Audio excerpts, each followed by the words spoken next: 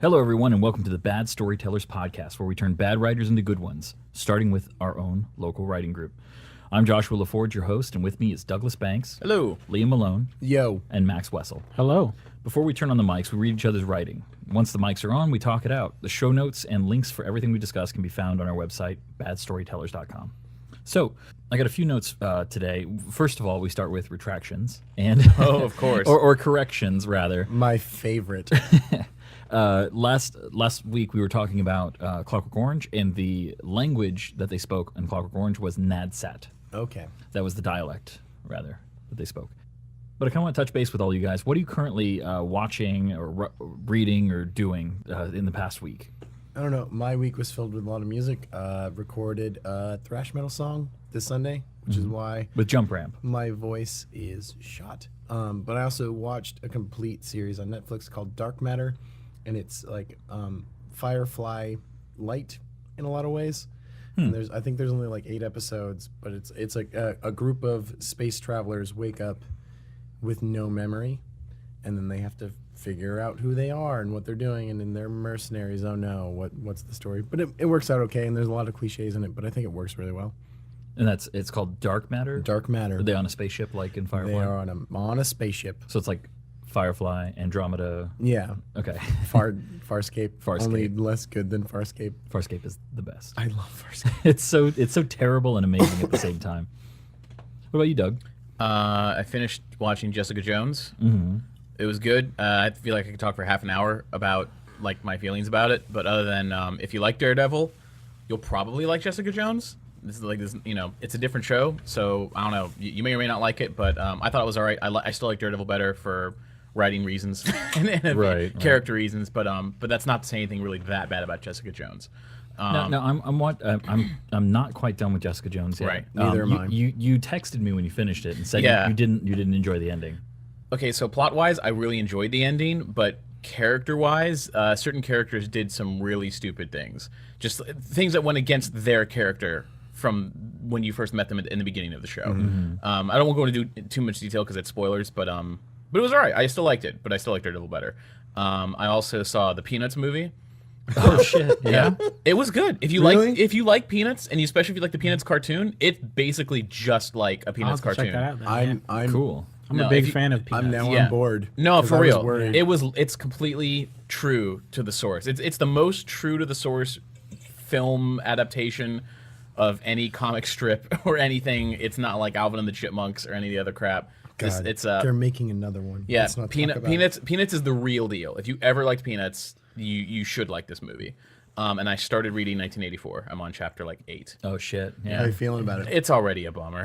It's like, I like it. I like I it. promise you that there's a moment in that book where they just yank the rug out. Oh from yeah, under you. I know, but I just know it's not going to end well. Yeah. But Oh, man. it's a great book. I can see why it blew their minds. I think it ends well. Well, the only thing is, Jesus. 14-year-old me was destroyed by it because Yeah. it was the first I think the first novel Like I read like grown that. up novel. Well, I mean, I'd read a couple of grown-up novels, but even those were like they end and they get to have nobility.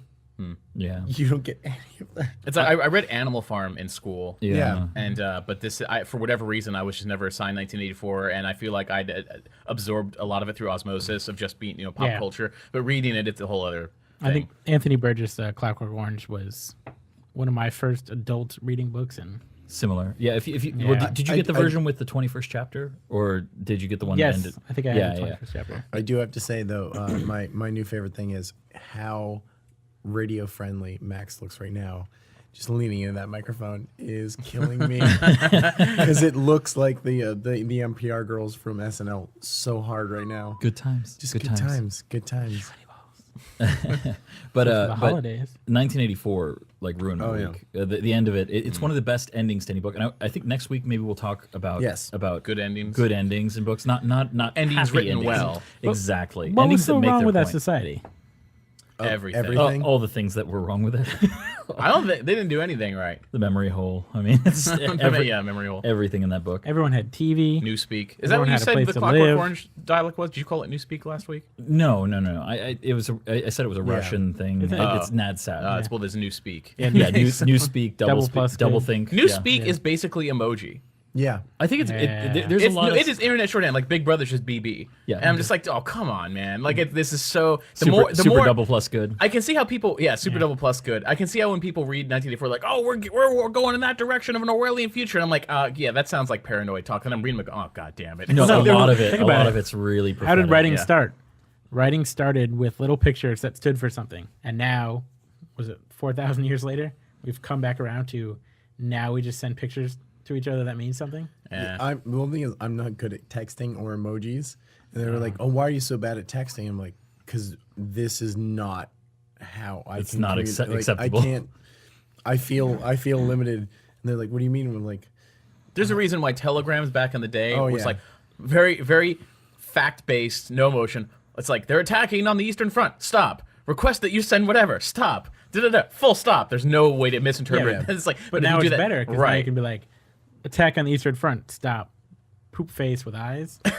It's like a Yeah. poop And then we emoji. know. Yeah, no, 1984 is a phenomenal book, and you find a lot of really funny political stuff in present day where you're just like, oh, Yeah, I mean, so I'm already feeling awful, 8 chapters in story-wise about how it's making me view my world. So I just can't wait for this ending to rip the you rug out from don't under. even know, man. You don't even know. here's the deal. When you're over, call me. We'll cry, because you will cry. All right.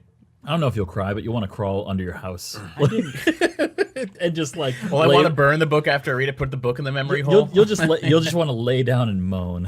It is The one that got me was Fahrenheit. Fahrenheit got Oh me my god. 451. Yeah. because I love books and I want books. The version I read of that was actually the audiobook read by Ray Bradbury. Oh my god. And he has this voice of like he's a very old man, and his voice is very like this, and he talks like, "Oh, Montauk, you gotta do this." He's like, "Don't you see? Isn't this important?" But he gets so into it, you're just like when it ends, you're just like, "Oh, you poor man." I do feel bad for him because You made your own nightmare. Yeah, exactly. You wrote your own nightmare.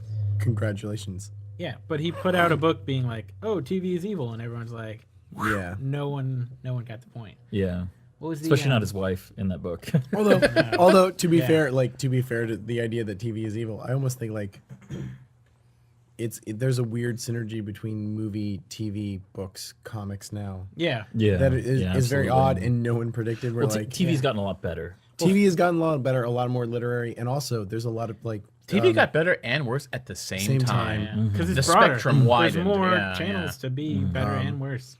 But I definitely know a lot of people who are like, oh man, I'm gonna read Game of Thrones, and they read Game of Thrones after seeing the show, and they're like, is there anything else like this? And I'm gonna be like, It's called the library. have you read Tolkien? And they're like, no, I don't. How much do you know about Yeah. the Gear Wars? But it was, yeah. But it was this big thing where like I don't know if I get into it. I heard it was really in depth. I'm like, it's no more in depth to that thing you just read. Yeah, Yeah. yeah. I'm a little concerned as a creative person that the future is going to be so full of things like a Netflix show, like the quality is going to get so good on things that take a long time to get through. That you can't self-produce things. Yeah, then I'm just gonna be like, oh, well, okay, I could work on my own stuff, or I could watch, season 2 of Daredevil, and it's like, all right, well, now that that's done, oh shit, well, it's only like a week until, Ash versus Evil Dead Dude, season 2. You know what I mean? It's there's like so there's much. so much stuff that even old TV shows from years past where people are like, oh, you never saw that, you should catch up on them. Like, dude, I don't have the fucking time. That's why Yeah. it's like my tastes have gone. I don't want to say more discerning, but like if the show doesn't like immediately grab me and like I feel like I have to finish watching it, I just don't. Like Deep Space Nine, one of these days I'll finish it, but now I'm just like it's gonna be forever on the back burner. But did you describe the I'm plot currently for watching it, and it's on the back burner. Like it's the Yeah. last of something I'll select. It's my favorite. Netflix? I haven't gotten to the good part yet. Are you saying Netflix is a conspiracy like no, Fahrenheit? no, because it's No, not. no. It's People not. creating art? It's not Because just Netflix. It's just would that be cool. art and technology are progressing to Yeah. where they're telling big grand stories. Like movies tend to sort of get formulaic after a while, but I still love movies, and there's still always going to be new awesome things. But TV is getting so good. The problem with TV is that it's a long form story that I have yeah. to sit through. You can't like read something fast, like or do whatever. Like you can't speed watch it. I mean, like you could speed watch a movie or a show, but it would ruin the tempo of everything. Like it would, So I don't know, man. Like I've watched movies at like double speed just to see what it was like, but not because I like lacked time. But for a TV show, I don't know, man. Yeah. But the whole thing is, what's killing me even more, and I think the amount of freedom that's giving is like, all right. So Fargo is a series that I I'm in love with. And my favorite part about the whole thing is season 1 and season 2 are tangentially connected. They're 2 complete stories written and made by the same people, and there's 1 or 2 characters carried over, but they don't feel the need to have the same tone or the same pacing even. Well, that's interesting. I think I'd be more into that. But the whole thing is like they have so much freedom and they get to make these again long they're making 10-hour movies. They're making 10-hour movies, and the whole thing is I blame Twin Peaks the most. Because when you watch Twin Peaks now, yeah, sure, it seems dated and there's a lot of like weird stuff in it. Never seen it. It's on Netflix. It's on the back burner for me. Yeah, the only thing is it's a great show, but it invented this idea that you could have these really long-form of these long form serialized things that are melodramas. I mean, the whole thing is it's a soap opera taken to the next level, and it did an okay job of it. But I feel like we're coming with a level of people who want to make movies even who are like, now I want to make TV because I want my 10-hour movie. The Especially miniseries actors. is always Even aside from self-expression and art of wanting to tell a long-form story, as an actor, a director, a producer, a writer, or anything, to be attached to a series is a steady job. Yeah. You know, absolutely, so absolutely.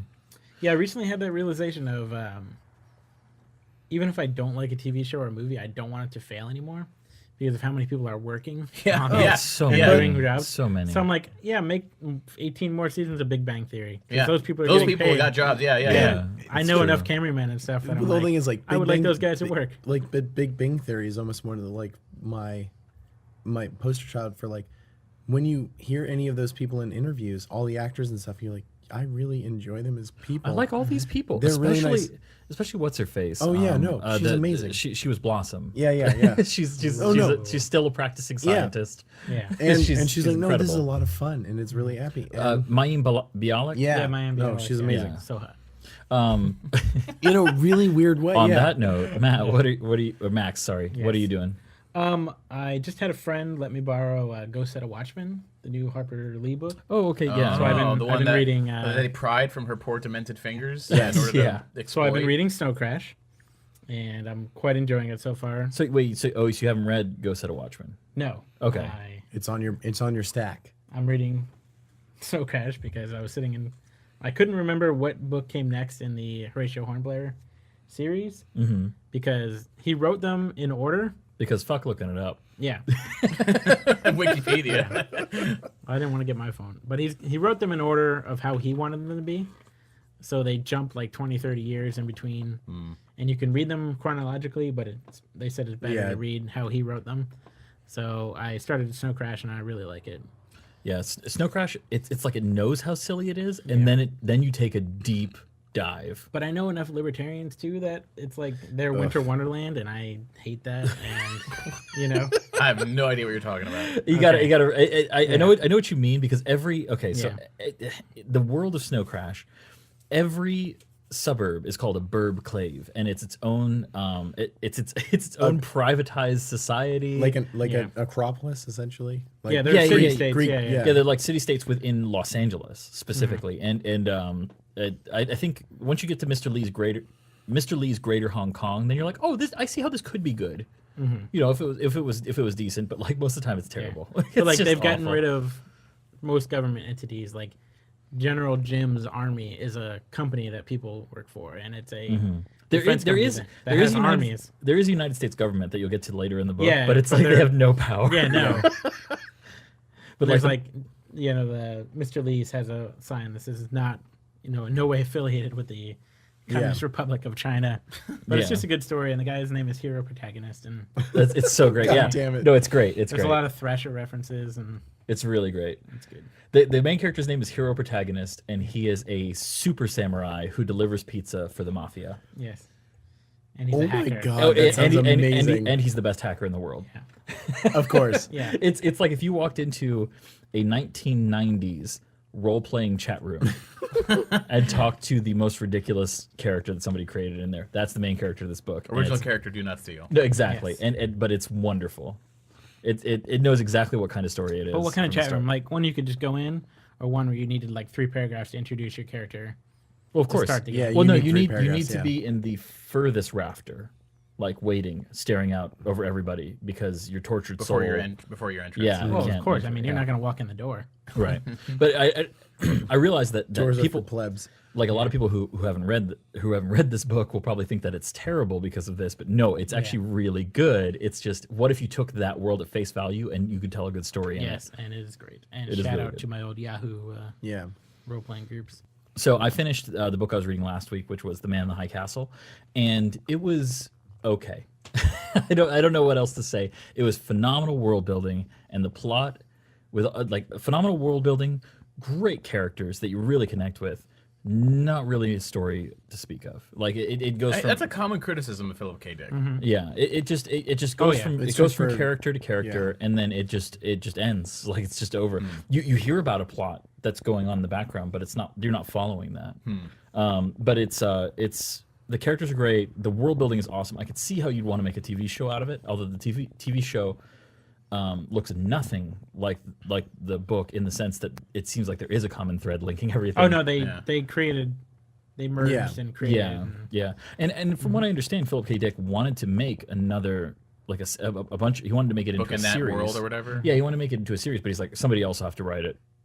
I also read and finished Old Man's War this week, and I thought it was Yeah. really good, very entertaining, and while not really not really a great story in itself, it reminded me a lot of Starship Troopers Yeah. in that its world building is kick ass, and it gives you a character that goes through the whole process of joining the military and doing all the stuff, and you connect with and meeting new alien races. But like Starship Troopers starts with a battle against the Skinnies, Yeah. where it introduces you to all technology. Most of the book is like that battle, and then there's much less of the military jargon Yeah. from Starship Troopers, but there's much more of the story in it, which is pretty good. It's solid, has a decent ending. It's much better at world building than the Forever War by Joe Yeah. Haldeman, but Forever War has an awesome ending.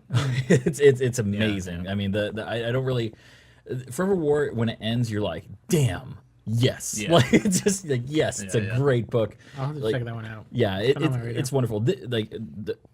When I remember that you brought up that the Forever War was supposed to be like a counterpoint to Starship Troopers, it didn't feel like that when you read it. And when you read Old Man's War, you think, oh, this is right down the line of Starship Troopers, except it's focused on a man who's old and misses his dead wife a lot, and, So you and it's read- really good. You read Old Man's War? Yeah, I'm done. Okay. I finished it. Pretty awesome though, right? Yeah. I want Yeah. more books because the alien Oh. world building in it is awesome. Have you read all There are so many books. Yeah, I know. By the way. There's like 4 of them, yeah. No, there's like 9 of them. well, Yeah. no, I guess it's in total like 5. One of which is a collection of short stories. Yeah. or Because- maybe even 2 of which. You know, there's like internet exclusive stuff. Right, It's right. weird. Yeah. Old Yeah. Man's War, I really, really enjoyed. But you guys read Norman Mailer?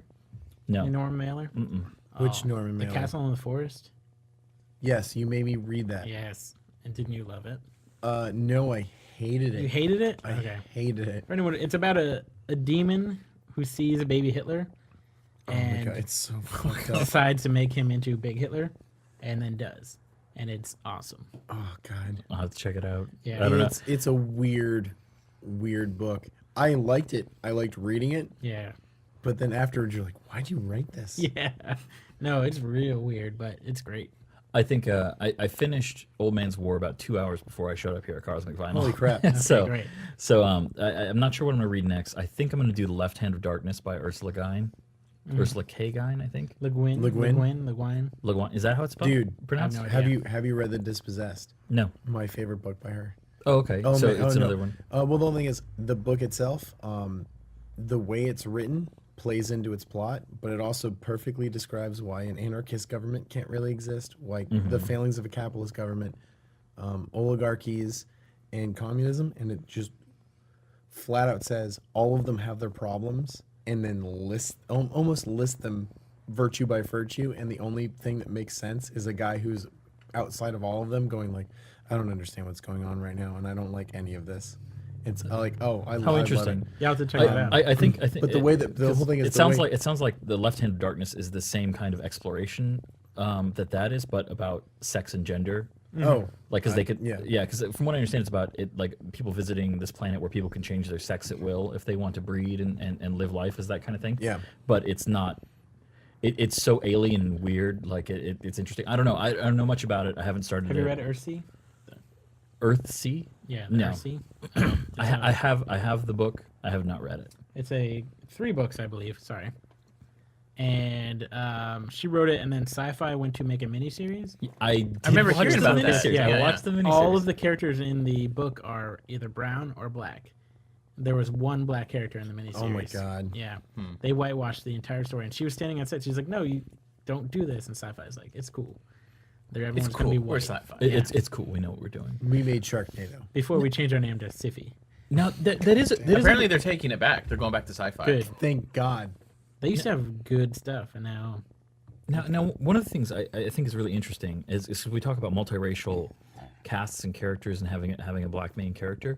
I've heard weird criticisms where people are afraid to make black characters the main character of a film because of overseas appeal, specifically in Asia. Really? well, Yeah. even in America. Do you remember the backlash for Hunger Games? Oh my The God. first Hunger Games movie. Well, here's the But- thing. but that- but the that didn't- internet, but that internet didn't- gives people who normally shouldn't Yeah. talk a loud voice. but it Yeah, was like but- 13-year-old girls. But we're doing not, it. I'm Whatever. not talking about backlash. I'm talking Yeah. about interest. Yes. Because the Hunger Games still made bank, right? You saw what Like, they did to the new regardless, Force Awakens movie poster? they removed a character. They so like the Force Awakens movie poster's got all the main characters on It it. was Lupita. No, John Boyega. Oh, it was John Boyega. John Boyega is the AKA the Black Stormtrooper. Right. Who's also gorgeous. He's a cool dude, and like I say because I totally know him, but like but he comes off as a really cool dude. Anyway, Disclaimer: he does not Yeah. know him. Would he want to come on the podcast? I don't know him, but he seems like a really cool dude, and he has like a huge prominent spot on the movie poster. in all the trailers too. But when they show you like the one that they show in China, like that, it's almost identical in the movie poster, except he is shrunk like way down and put like I think like R2 and 3PO are bigger than him, and where the giant Wait. space where he was is now filled with TIE fighters and X-wings. I actually haven't seen the poster. R2 and 3PO are on the. Yeah, poster. they're in the movie, man. of course. So Well, not I happy mean, about that. it may make sense that just they see the are movie. because remember this is after we don't know. Anyway, I'm Fucking I'm- robots. I'm not gonna see the They goddamn don't- movie. They don't age. Like Yeah, they're the I know, exact same. still. No. regardless, the point about Computers don't age, but they break. Yeah. Well, Well, And they're upgraded. The point about the racism maybe not even just racism, but disinterest. Yeah. You know what Yeah. I mean? Yeah, I yeah, definitely yeah, can see that. in having a black main character in these Asian countries, it becomes a real economic risk because China is unbelievably lucrative right now. They're the the same only thing for reason American why films. Terminator Genesis Yeah. made money. It's Same true. thing to say China. about even comedy or too much of a story. Oh yeah. They don't want to put it out because it doesn't translate. Comedy is not going to translate to India or China. It's true. Because So it's very specific, and that's why. The whole thing is like comedies lately Transformers is have been, getting. and they've been. Well, the whole thing is like comedies have been shot really, really boringly because they're not getting really good directors to do comedy anymore. And it's really weird because there's a kind of racism that's only really accepted in certain Asian cultures. Yeah. Because like I remember when I did with Korean specifically. Koreans are It's the really- most my God. racist group of people I've ever met is people who are not even American citizens from Korea. Like they came over only because I was involved in Taekwondo for a very long time. You go to tournaments and stuff like that. And Someone's mom just that I outward, know. but also outwardly just open about it, like completely open about it. And it's not just black people; it's everybody. I mean, yeah. they'll tell you they'll be out and out about it. But it's interesting that you have to consider those kind of things when you go into movie making to sell a movie. Yeah. right? Because I want to be perfectly straightforward with you guys. I chose the name Malcolm for the main character of my book because it's kind of racially agnostic, and you almost want to have like the Spider-Man thing where anybody can imagine that they are similar to the main Right. character in the book. You know what I mean? Because you want it to kind of represent everybody. The only thing is it's not sexually agnostic like Malcolm's a boy, but I don't really know much about being a young Well, girl. J.K. Rowling picked Harry Potter because they said it was easier for girls to identify with a boy character than for boys to identify with a girl character. That's interesting. Well, also, and you have to consider this as well. At least in America, I don't know how it is worldwide. but boys are really falling behind in reading. Yeah. I mean nationwide, like girls are crushing the boys in reading, and not that girls shouldn't do well, but I mean boys have been doing progressively worse every year. Yeah.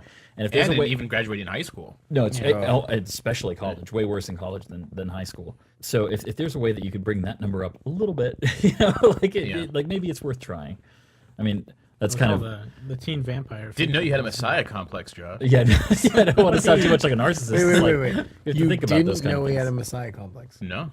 How long have you known Josh? Oh, 12 minutes. Stop. But the Asian thing, is it racism or is it just coming from a society where it's only one people? Well, no, one the group. Well, thing they're, is- totally, the same they're thing. totally thing into is- white people. The Like, thing is, you know. they're not one people. Well, and then when you the describe Chinese the, are totally yeah. into white people. Right. Yeah. Like you can be you can if you clean up well and can put on a suit, you can be paid to stand next to important people. Yeah, as a in white China. person in Yeah, China. that's a job.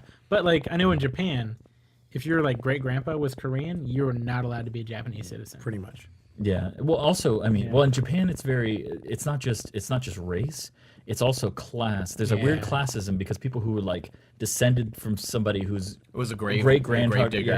grave digger, Yeah. are considered lower class citizens. Like there's a glass ceiling Or for bad, those they're people. just bad Yeah. luck. Like, Yeah, you know. it's terrible. I don't understand. And also, like, weirdly superstitious for people who are willing to build some of the grandest cities on earth. It's true. Well, and Like also that's to me that's the weird irony. well, of I it. think it's hard for us to address what that must be like because we live in America where something like that is viewed the exact opposite. Yeah. Like if your dad was a coal miner, and Right. you become president of the world. You're like, everybody's like yes, high five. Yeah, like everybody The come from nothing you story did is it! everything. Yeah, like that's the like we call it the American dream. You know, Yeah. like that's the American dream right there. Thank you for joining four white dudes to talk about race. we should maybe we settled it? We No, I should think we're maybe done. Join cut us out a next lot week of when the these. topic is Syrian immigrants. It's well, not so much race, Yeah. but the perception of race in literature and Yeah, how no, definitely. and how people perceive race, Yeah, yeah. like from a perspective of being written or seen. I mean, But- when I write yeah. a race, But do you think people I really? think a rickshaw.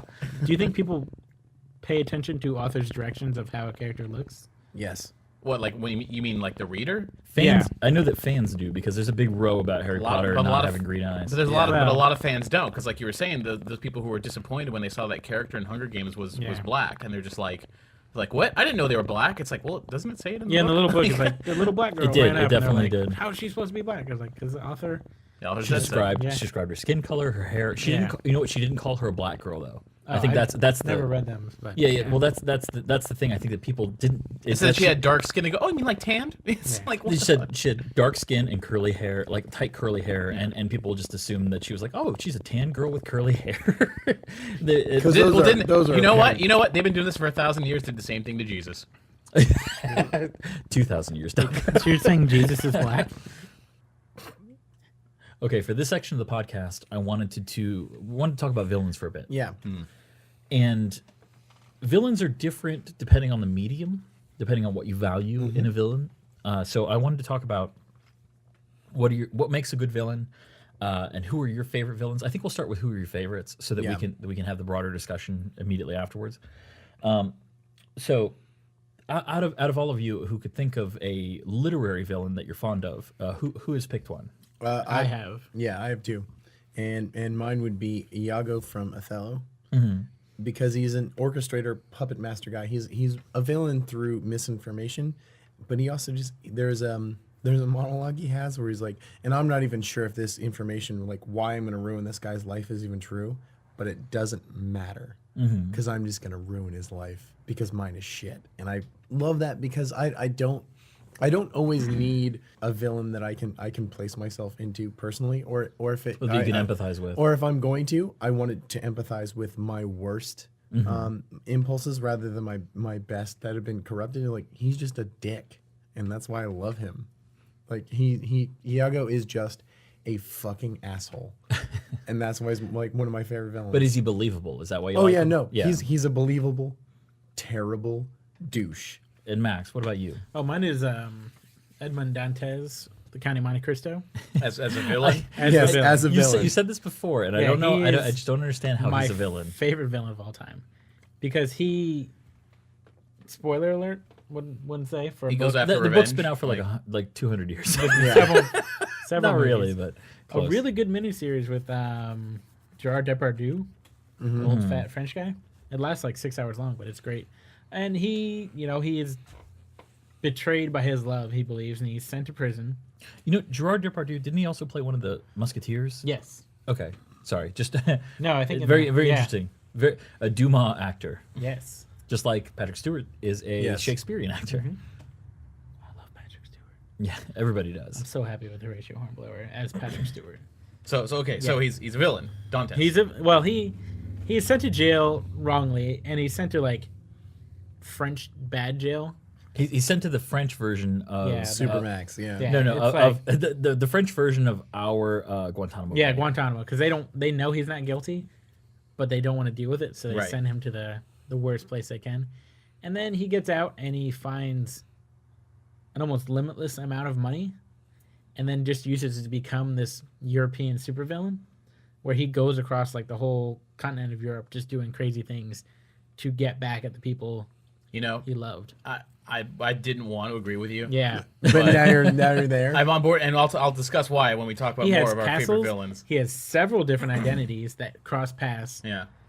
To where he dresses up as a priest to like set some people up, and then he comes through and they're like, oh well, if I get this priest, he'll exonerate me, but he was the priest, so he's not going to do it, and he spends his money in the best way to become the best villain. And it is. I mean, revenge in and of itself is villainous. Yes. Yeah. You know, Yeah. I mean, you really, and it is the best revenge story. Like, there's nothing it that is comes the close greatest. to it. Yeah. There's nothing that even compares to it. Like, I remember I watched Kill Bill, and there was a discussion on the radio about revenge stories, and like, yeah, is there any other good revenge movies you've seen? Like, and they mentioned Like Payback with Mel Gibson. yeah, Payback God with Mel damn Gibson. Well, I guess now John Wick would qualify. Oh yeah. What yeah. was that? But nothing compares to Count of Monte Cristo. Even the film is good. Like the Yeah. the more The film recent is really film, good, yeah. it's very good.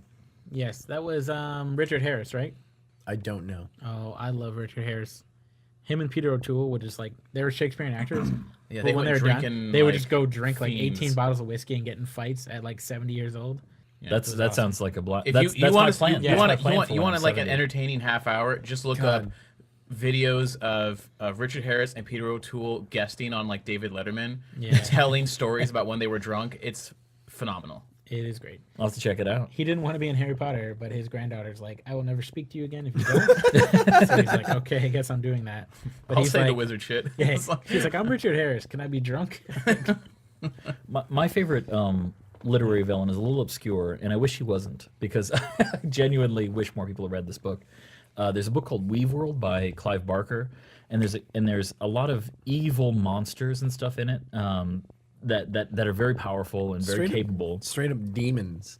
Yes, demons that are beyond human comprehension. But my favorite villain is a man. It's a human man named Shadwell, who is just a salesman, and all he wants to do is manipulate these evil demons into doing what he wants, so he can make a better sale every time. And then somebody hurts him personally. They hurt his feelings basically, and he decides he's out for revenge. So now he uses everything at his disposal to get what he wants, including recruiting the demon or not demon, I guess you would call it a horrible monster that believes it may be the truth that it guarded the Garden of Eden against all evil, into maybe raising the earth of all living creatures just to satisfy his revenge stick. And he's very intelligent, and he's very committed, but he's also very pragmatic about how he gets his things done, including pitting other monsters and evil demons against each other. It's an incredible character, probably my favorite literary villain. You know, I didn't have one, and I was trying really hard to think of one, but I said my reason for not having one was because most of the books I really like don't have like a primary antagonist. It's usually I feel like, the you same know, way. Yeah, so it was hard for me to pick one, but I'm remembering one. I'm gonna feel terrible because I don't remember the name, but actually I started to read a bunch of the Ian Fleming novels in order, and Oh, okay. I got to Moonraker, and which is nothing like the movie Moonraker whatsoever. James Bond is in it. That's all it has in common. So the And villain. Moonraker is the name of a missile, correct? Yes, in the book, it's the name of like this missile that's supposed to go outside the stratosphere and be able to like hit other parts of the Earth, and it goes so high into orbit around the Earth. It's called the Moonraker because it like scrapes the moon is the idea, not literally, but that's just like the nickname. Like a skyscraper. Yeah, exactly. And the villain, and I don't remember his name, but I really dug the villain in that, and that's going in order from like several other Bond books leading up to that. Was this the Norse guy? No, not a Norse guy. This was a dude who the twist is that he's like a rich billionaire. He's basically like a Elon Musk of the day, and he's the Bond villain. Yeah, except he's like a war hero from World War II, and he went out, like, got shot down behind enemy lines, and he broke from prison camp, and he came back a war hero. But the twist is that you find out this guy is not that guy. This guy was a Nazi who is pretending to be that guy and is using all of his power to be like, power to the Reich, and he's gonna like launch this missile with a nuke on it and destroy the world. And the backstory when they unveil like who this guy is and like how he tricked everybody, it is a big like deception. It's not just like, how do we make him even more bad guy? Let's just say he's a Nazi. It's like a long slow burn on the reveal of almost like Count of Monte Cristo, where you're like, this dude is a genius who's not just an insane guy who just wants to blow up the world, but like he had a master plan from like 30 years ago in the works. There were machinations. Now, Yeah. if you notice a common theme about these literary villains is that they're all extremely intelligent. Yeah. Just like and- us. Well, dumb villains aren't really, I don't think that's true, and I'll probably Yeah, bring it up dumb next villains week. can be great. Yeah, I want to bring it up next week, but there are a few dumb villains that are legitimately fantastic. But what about next? Mongo, Blazing Saddles. I was going to bring up another book you might like, Clive Cussler. Have you read any Clive Cussler? His novels are great. They're like James Bond on the ocean, and they always make terrible movies out of them. And I like that Sahara. Oh, Really? yes. But the book is like his books are. He was just pissed great. about that movie, apparently. Yeah, it's. But it's I wonder why. one of them is about a group of Nazis. It was before McConaughey was good at picking Like- his films. Yeah. He's got a book about these Before, really. Argentinian Nazis who want to melt the polar ice caps to make Siberia into the new breadbasket of the world, and it's just insane. And I don't know why. They have an arc. I know that was in a Bond movie too, but like they have an arc and they're gonna survive, and only the white people and Nazis and everything. And Cussler has to stop them, but not Cussler, but Dirk Pitt or whatever the guy's name is. But it's a great Dirk Diggler. Dirk Diggler. If you enjoy James Bondy kind Dirt of thing, protagonist.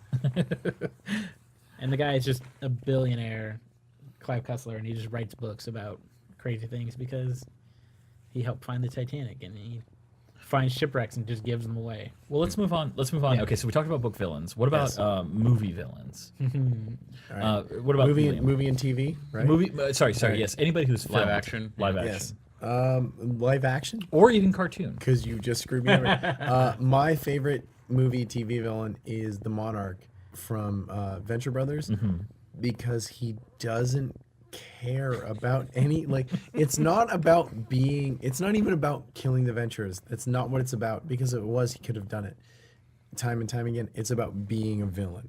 He loves being a villain. King Gorilla. He's very rich, he's very capable, and it's the whole thing is like he's so bored with his regular, like, what else could he possibly do with his level of money and level of intelligence and capability? There's nothing else that would be nearly as entertaining as trying to ruin a super scientist's life. And I like that because then it reveals the veil of like there's no revenge story. And they try and explain when we're like in college, they have a Right. but it makes no sense to like the extremes they've gone to. And I like the entire Venture Brothers villain society where, like, again, it's in a world where super science exists, why, like, regular people are beneath them? Why wouldn't they just battle it out between each other endlessly for Now their that own you- pleasure? Now that you bring that up, I think I could watch the Venture Brothers if it was just about the Monarch struggle and being the best supervillain. He's fantastic. I mean, I just like the best episode I've ever seen is the one where he's in prison Oh and my trying to get God. out, and it's just at two King Gorilla. Like it's one of, you get out of here, and you love her. Like it's one of the best television moments I've ever seen. No, it's it's amazing. And it's just it's melodramatic. It's over the top, and it's not even about killing the Venturers because it's just about like. There's even moments where like He also like he doesn't want to kill the boys very much. Like No, he's no, always no, worried. no. Like he's like, oh, geez, are you okay? yeah, He's and, just not really and that more worried about importantly, them. he's like he's actively like concerned about their well-being. It was like he's like, oh man, you have a really weird relationship with your father, and they're like, we know. Yeah, their father's a dick. Yeah, and they're like, he's like, I agree. I think you're 100% correct on that. But yeah, there's a weird meta narrative on what villains could possibly be in the Monarch, and I think Doc Hammer and Jackson Public hit on something amazing, which is like why is the Riddler a villain? I think villain is kind of a stretch. More like mischief maker. but like why is the Riddler a villain? Also, I'm changing my comic book villain right now. Okay, Douglas. For movies and TV, I mean, my childhood knee-jerk reaction was the Emperor, specifically from Return of the Jedi. Just The Jedi. yeah, because even the sound of his voice, every syllable was so constructed to be what is the epitome of evil. Like, you know, just Right. every movement, every attitude, every line, it just reeks of an evil thing that just, I don't know. It's a perfect performance for me. I don't know if that's necessarily the best, but I definitely really like that one. The other one was a tie between Heath Ledger's Joker and Jack Nicholson's Joker. Ooh, On every list of great movie villains, Heath Ledger's Joker is number one. I didn't Every like single Heath one of I them. Ledger's don't Joker. think that should be true. Yeah, I don't. I love think Heath there's Ledger, a- but I did not like his Joker. Oh, no, the only thing is- I loved his Joker. Oh no, I love but- the Joker, but I feel like when you discount Jack Nicholson Joker, Yeah, you're And they're different. lessening- They're totally different. They're Oh, different no. characters. I don't and think. that's why I love the fact Right. that they both exist. Yeah. Yeah. I can't pick one over the other. They're both great for different reasons. Although your favorite Joker, My favorite Joker? yeah, That's what I'm saying. They're both. no, they're- my favorite Joker, is the one voiced is one under the Red Hood. That's my favorite Joker. really, John DiMaggio? Yeah, John really, DiMaggio. mine is Mark Hamill. Mark I Hamill, love yeah, Mark Hamill's Mark great. Hamill's great. Mark Hamill's great. It's I just love Mark Hamill's Joker. under the Red Hood's Joker is phenomenal. Mark Hamill is great, but I just for whatever if you put a gun to my head and like you have to pick a number one favorite, I would probably side with Jack Nicholson. Not because of nostalgia, like looking I see. through it. I don't think Definitely there's been Jack a bad Nicholson. Joker except for the one in the more recent cartoon where he has dreadlocks. yeah, Yeah, that one's kind of lame. But the but for me, Jack Nicholson's Joker more than any other to me struck the balance between funny, hilarious, Yeah. and psychopath. homicidal. Yeah. Whereas like Heath Ledger didn't really make me laugh that much. I mean, there was you know, he's had a couple good lines, but he was mostly scary. Whereas the thing I loved about Jack Nicholson is that even today I can watch it, he can make me laugh completely make you and laugh. then scare me. Like, But he has the obsession with Batman down. yeah. Joker's life is to be the counterpoint and the ending of Batman.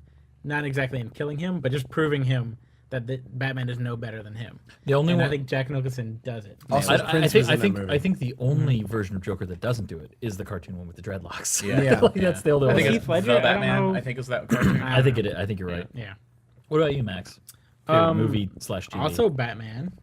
I would have to say Tom Hardy's Bane. very good villain. Very good villain because he destroys everything willingly just because the person he loves tells him to, and he has such a great time doing it.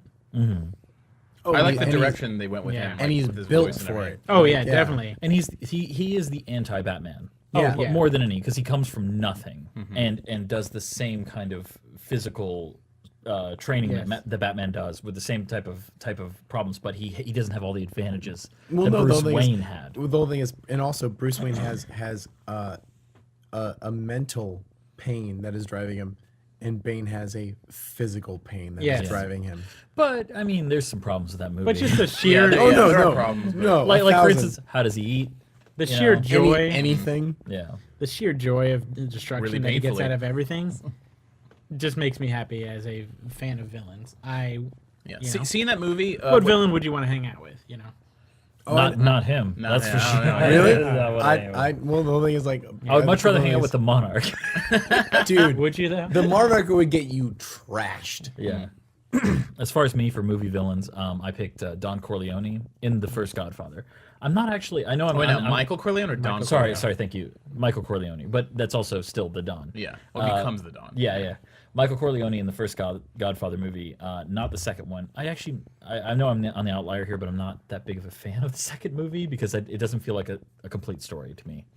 But the first one where you watch him become the villain, Yes. it's amazing. great. I mean, it's one of the best. I know it's overblown. Everybody talks about it. I mean, that and Scarface, both the same actor playing the same main character. But watching Michael Corleone come home from the optimistic young war hero. That's my family. Ken. No, It's not no. me. More Yeah, importantly, it's not me. It's not me. like the whole Kay. thing is also war hero saw terribleness, thought he was coming home to not that, Right, and the and then totally having it be Yeah. the same thing. Has to step it up. That yeah. moment when he's like, shut the door. It's Yeah. just like, Yeah, but well, also when I think the moment for me, like the end of that movie. Yeah. Okay, we talk about good endings. Yeah. The end of that movie is amazing. Yeah. The end of the first a Godfather. masterclass. Oh, it's Yeah. unbelievable.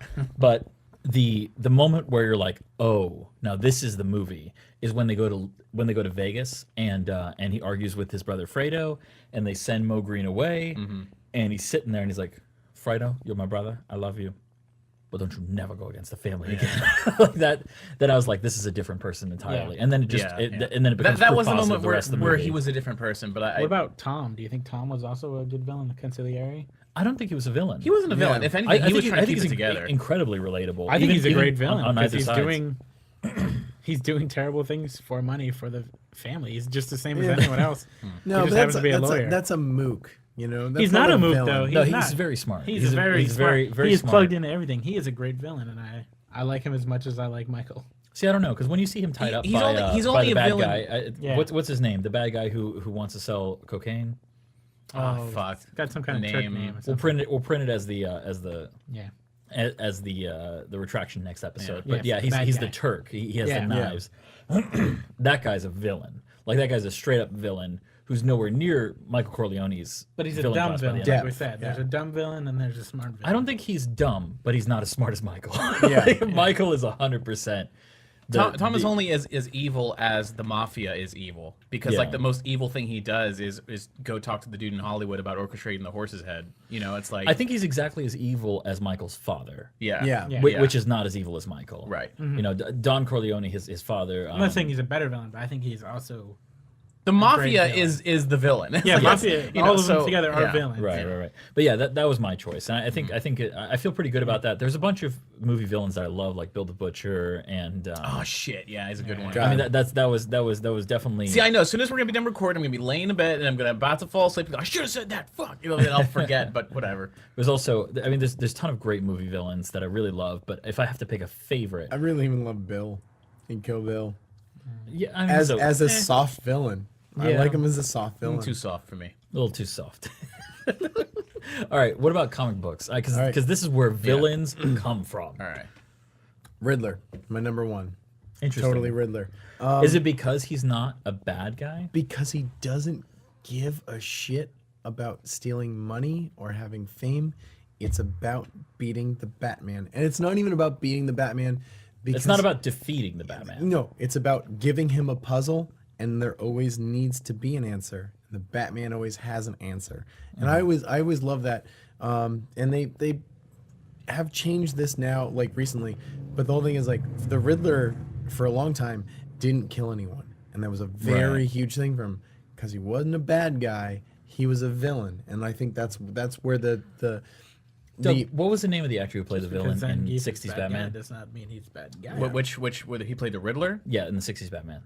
Frank Gorshin. Frank Gorshin yeah. is the best depiction of Oh my the God, Riddler. I Oh know. yeah. He's yeah, yeah, unbelievable, but he's exactly the Riddler from the comic. It's Yeah. about proving that he's as smart or smarter than Batman than anything else. It's not about getting money. It's not about getting fame. It's about See, that A chess- what that chess game. My favorite Riddler moment is in the 1960s Batman movie, where they've vaporized the UN. Yeah. The villains have made it. They're on Penguin submarine. They've escaped from Batman. They're home free. They've done it, and they're celebrating. Hooray, we've done it! And then Riddler starts to sneak away, and Joker goes, "Riddler, where are you going?" He's like, "I have to send a message to say, where we're going." He goes, "We're not gonna let you do that. You're gonna screw this up." He goes, "But I must. Beating Batman is my only thing in life." And he gives Yeah. this like 2-second monologue about how he cannot live with himself. It's a compulsion. He Yeah. must let Batman know where they're going, and he must ruins give him, it. He must give him a riddle. Yes, he is the downfall. He's why they lose. Yeah, no. They made it, and the Joker But- was about to lose his shit on the Riddler, and like to stop him. But that's why I love the Riddler, because it isn't about winning for him. It's not about money. Yeah, no, but that's the whole thing is like that's why I love him more than anything. It's like I wish they had made a very serious Christopher Nolan style Oh my God. Batman movie with Neil Patrick Harris. No, Actually- with back in the '60s with Frank Gorshin. oh my no, the Oh, whole thing is, yeah. He is so amazing. And my favorite Riddler story. There's a Riddler story where a bunch of people die because of the Riddler, and then the Riddler becomes a private eye. Yeah. And his goal is to reclaim those lives that he's lost in saving people through being a private eye. I can't imagine somebody Jo- would be a oh. better private eye. Oh my than god! the No, Riddler. by the way, he's amazing at it, and the Joker fucking shoots him. Oh. And it's no, but the whole thing is, it's one of my favorite Riddler stories because the whole thing is the Riddler's not about killing people. He's not about ruining people's lives. Not even a He's little about bit. he's about being the Batman. Even and I in love the that. Batman Forever movie, where Jim Carrey is just doing his Yeah. best Frank Gorshin, Tommy Lee Jones as Two-Face has a gun to Bruce Wayne's unconscious head, is about to pull the trigger, and he goes, "No! Don't kill him. If you kill him, he won't learn nothing." And then he Yeah. leaves a riddle, and then they leave. And like, dude, once again, that's your downfall. You could have No, gotten but the away whole thing with is, it. but I that's love- why I love That's the him. point. Yeah. But if you look at Frank Gorshin, remember in Star Trek, Let That Be Your Last Battlefield? Yes, yes. Amazing villain Yeah. in just that one episode. Yeah. Like Yeah. it's so good. But yeah, I totally understand where you're coming from. What about you, Max? Comic book villains. Comic book villain. I don't know much about comics or read, but I would have to say Zod, General Zod, Oh, because he's so relatable. Now, I think when I think of General Zod, the only version that comes up in my head is Terrence Stamp Yeah, me that's too. the best from version. Superman 2. Yeah, Is that And the number one, he's in the first one. yeah. Is he in the first one? That's where the first one is where he's like, "I swear at Jarrell, you know, you'll be. Oh, yeah, you're right. You will kneel before Yeah. me. Someday you and your heirs." And then they show him in a space jail, and then he breaks out in part 2. I think my favorite moment where I knew that General Zod was an amazing villain in Superman 2. I know where you're going. It's my favorite moment. My favorite moment. Is when is after he says the clever lines about the floor being. Oh, that's my favorite. That's, yeah. Okay. that's my favorite So line. this is Doug's favorite line. Is They break into the White House.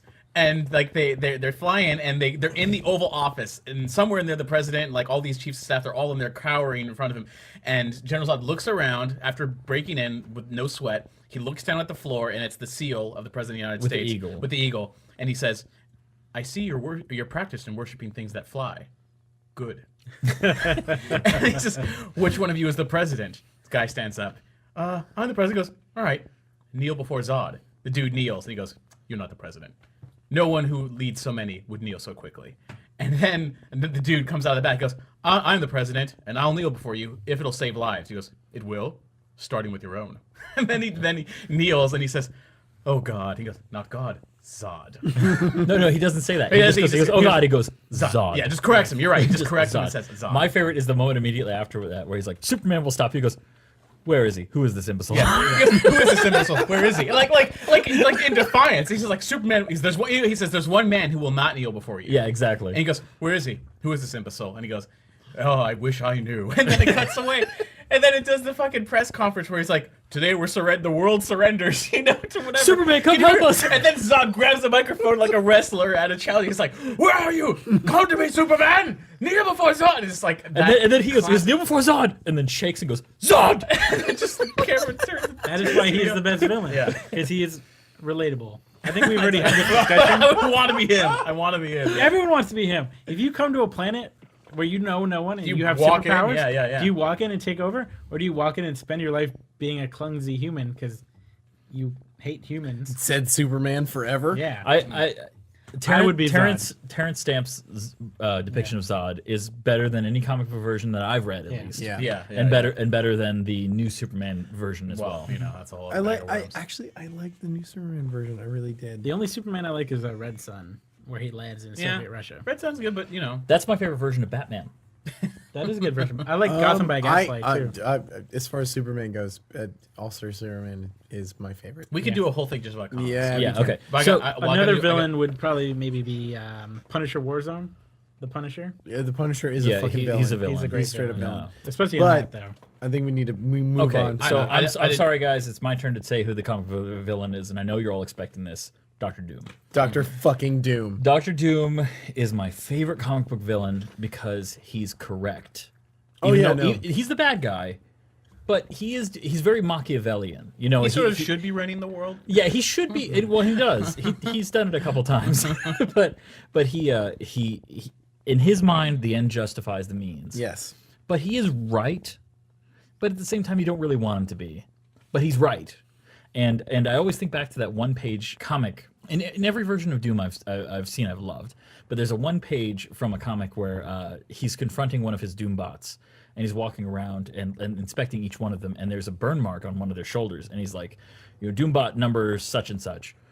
How did you incur this burn mark? And it's like, oh, the Human Arcade put out a cigar on the cape when he came here. He's like, in what manner did you destroy this human for this insult upon the personage of Doom? And he says, I did not destroy him because I judged that you would need him in the near future. And he looks at the Doombot and goes, need? And then the Doombot starts to shake. And then the Doombot explodes. And then he goes, Doom needs no one. He's amazing. Dr. Doom, not in film, only in comic books. Oh yeah, is the best villain in my opinion of all time. I will tell you my favorite, and I didn't even read the book, but it's one of those things that was just on comic forums. Mm-hmm. The Purple Man is captured by him. He had betrayed him at some point, and Doom's visage is in a blessed Tibetan armor that makes him immune to a lot of things. And for those of you who are not familiar with Dr. Doom, he is a genius scientist.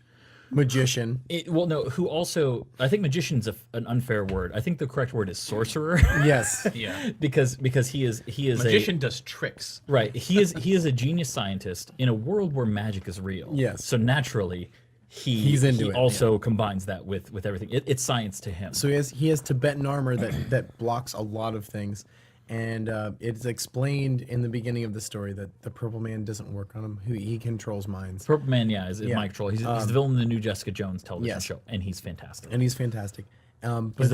He's the best thing about that show. And it doesn't work because he has this Tibetan armor, and the Purple Man is captured by Doom, and Doom goes in front of him, and Doom takes his mask off and shows his bare eyes to the Purple Man, and the Purple Man goes, kill yourself, jump off a building, do all these terrible things, and then Doom just stares him down for 2 more panels before putting the mask on and walking away.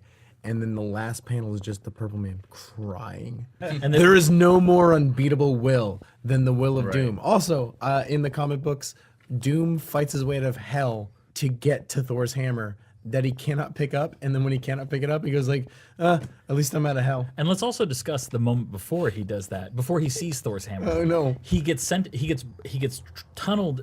Basically, the Fantastic Four are like, we can't even deal with this guy anymore. Open a portal to hell. Drop Doom in, and demons start coming over the hills after him, and he's like, well, Doom meets you as he meets all threats, unafraid. Come, demons, there's doom enough for all. So he fights them without sleeping, hand to hand, for like 6 days. And just fights them. And then Doom's hammer rips through, Thor's hammer rips through, and he goes, oh, this must be a sign, I'm meant to wield it, and follows it out of hell. And yeah, Dr. Doom is amazing, and he also he's amazing in a way that isn't a Mary Sue, because he can be defeated. He's defeated all the time, but it's just his resolution that makes him amazing. He's amazing because he always believes in his own ability, and he's not usually wrong. he's usually 100% spot on. Isn't that Baron Overbite, right? And Baron Underbite. Baron Underbite or Overbite? Underbite. Underbite is a parody of Dr. Doom. What about you, Doug? Well, I said my first one, but my second comic book villain is I don't want to spoil, but I'll just say if you haven't seen Watchmen and you haven't read Watchmen, read Watchmen. But the villain in Watchmen is probably my favorite villain. Yeah. Straight up spoiler warning. Spoiler. Skip ahead probably 30 to a full minute, like 30 seconds to a full minute, because we're about to talk about maybe the villain longer in Watchmen. because there's. I can talk. I'll just do it. We all just gotta keep it real short. The person you're about to pick was my number 2, and we talked about this outside. Yes, he's my number 3 now. I guess that's fine. All right. So spoiler warning. Now skip ahead. Ozymandias is amazing because you think when I was reading it, this is before the movie came out, reading it, I'm like, oh, this guy might be the villain, but then you're like, nah, he ain't the villain. And no, he's too foppish. No, I would say oblivious. Yeah. He's too much of in his own. He's in his own shit. Like, Yeah, it didn't he's matter. got too much stuff going on. Yeah, but then the reveal of it, everything, the master plan, all of it, amazing. They ruined it in the movie. No. Yeah, the moment you're introduced to him in the film, my God, you know you he's the feel- bad yeah, guy. I know. You know Yeah. it. They play bad music. He's lit in darkness. Yeah. Yeah. But the moment in the comic books where like they're like, "Oh, we're gonna stop you," and he's like, "I did it 30 minutes ago." Yeah, it's already done. Yeah, You can't stop. him. perfect. Yeah, yeah. Like such a perfect villain and a villain he wins. who Yeah. wins. Yeah. Yeah. Yeah, I think that's the that's the thing about him that's most amazing is that he wins. Oh, he gets everything he wants. Yeah, absolutely everything. I mean, he's not happy. You wouldn't call him a happy person. Oh, no. He's not happy that he gets what he wants, but he set out for a goal and he accomplished it. yeah, yeah. And it went exactly as he expected That's it like to. The Wanted, Mark Millar's original comic, Yeah, where everyone is a supervillain and they've just convinced people. Oh yeah. that villains that don't villains- exist. Yeah. Yeah. Yeah, like that although one a lot. I will say I really love the villain in that one, Mr. Oh my Rictus, God. Yeah. Yes. He's a And- great villain. Yeah, because he's not even really the bad guy. I mean, he is an evil man, Yeah, who, right. who does evil things. But they're just like He's no they're worse like, than we, anyone we else. wanted Yeah. to rule the world, and all you wanted to do was carve your name on the moon. And he's like, I don't care, fucking like if you're gonna kill me, just fucking do it. Yeah. Yeah, he's amazing. But that's a great villain as well. Yeah. But Ozymandias is the ultimate villain because he wins completely. What about V from V for Vendetta? I wouldn't call him the villain. he's not the I villain. think so. He's breaking all those rules. Yeah, but Breaking the rules doesn't make you But a the villain. the rules were evil. Yeah. I mean, Were the they? evil rules created Martin them. Luther King Jr. a villain because he broke laws? Technically, Yeah. No. Fuck you. no, I the don't think streets so. are clean. People had jobs. Gandhi. no. We gotta move on to our own. Gandhi business, is though. no Don't even villain. get me started on Gandhi. All right. All right, We so start on critique. so let's move on to our critique. Yes. We've got we each submitted some stuff here I this really week. want you to be last because you have the longest thing. Well, yeah. Well, I think Max will take the longest to discuss, but we're going to start with Liam. Yes. What you submitted this week is a character study in the same immediate universe Yes. as the Of the first thing I wrote, and I'm trying to expand this idea into a two thing, where like the first one is a guy who can't stop thinking about death, and it's his own death. yeah, his own death, and that's a way of calming himself. And then he meets someone who is obsessed with death because that's her job. She writes more than one murder mystery a week. Yeah, like roughly roughly 5 every month is the whole thing. One every 6 days. Yes, and that's her whole thing. And then she's immediately drawn to him because he has that fear in his eyes, and I didn't do a great job of hiding the fact that she was a murder mystery writer. I think I could have drawn that out more. And then after I hit that, I was like, oh, and she needs to go to the bank now for this to make sense in this chapter. She needs to find him super quickly, and I felt that was kind of rushed. But I think there are 1 or 2 solid jokes in there. But I don't know. This is the worst thing I've written for this podcast so far. Well, as a standalone piece, I don't think it's. I mean, it's fine, but it's not. I wouldn't think it's submissible as Yeah. like its own short story. It's not punchy enough as the first. What I was thinking, I would like that his piece to come first, Oh, I Yeah. want him to come then her. first. But I would cut out the whole part where she explains how she's a mystery novelist, and then keep Until the very end. keep that. But at the end, yeah, as she sits down to write on her computer, the man in the Warren Navy. yeah. See, But fear the whole in thing his is like eyes. I came up with it. Like the whole thing is the idea Yeah. was to get to where she was a mystery But novelist. maybe she's first. like she's gonna go find out her next victim. Yeah. like the next way to I kill. could draw that out longer, and Yeah. I just didn't know how to do it. Well, that may have been why I was a little confused on what her deal was, because the first thing you say is that it was her job to kill people, and then I thought, oh, she's like a maniac, An And- assassin. yeah, like an assassin or something. That's And- the joke. right? No, I get that now, but like while Yeah. like the process of me reading it was like, okay, then she must be some kind of thing. Then as you go into it, like, oh, she's a novelist. She gets Yeah. paid to kill people, air quotes. She kills fictional people. Oh, I get that. That's funny. But then I bounce back again to, wait, is she literally going out to look for a victim now, or is she looking for inspiration for the novel? And then it ended on that note of where I'm like, dude, did she just give that guy his number so that she can lure him there and literally kill him or is this like a weird date? And even when she sat down to type it, like I didn't 100% think that she's just a novelist. I then thought, or I thought, is what Liam trying to say is that she literally kills people and then turns that into stories. Yes. That's what I walked away with. The thing is, like, I don't know which idea is more interesting. Now. Yes. Well, I think what you've created is an excellent counter to the character you created in the first. Oh round. yeah. Oh, definitely. If she's just a mystery novelist, this is the person to pair with that. Definitely. Even that. But what if she is a serial killer who's just run out of ideas and she keeps That's him what around? it sounded like. The only thing is, like, I feel like her being a serial killer is that's too big of a coincidence. Well, one, but also that it seems more boring in the long run. But just kidnapping him and using him as an idea generator. Oh my god, how else would you that is great. Yeah. That is. How that else is would you awesome. kill someone? Oh, okay. Let me go do that. I feel like that has legs, but I almost don't even want to kidnap him. He's like, she just becomes his confidant to mine him for information. Yeah, no, that is great. Well, let's talk about that for a second. What kind of story could you see making with these two? Do you mind if we workshop that? Yeah, a little no, bit? please. Okay, because that's why I'm here. Because I think I speak for all of us here when I say that I would be interested in reading that story. Yes. Yeah. Like, so do you think that would be a short story, a novel?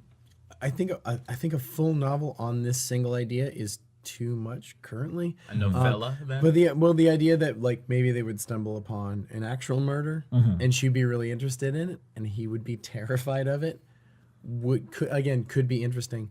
And the idea that her last name is Holmes is not an accident. I changed everything, Sarah Holmes instead of Sherlock Holmes. See, I got confused on that because I thought with H.H. Holmes, I thought you were insinuating that she was a serial killer. Right. The whole thing is that's also not an accident. Yeah. The ambiguous nature, but the whole thing is, I feel like, especially with her, I need to draw that out till the end of that chapter. I can see it because If you can make me But think, the whole thing is, like, I came to the idea where, like, she's not a serial killer, she's a novelist.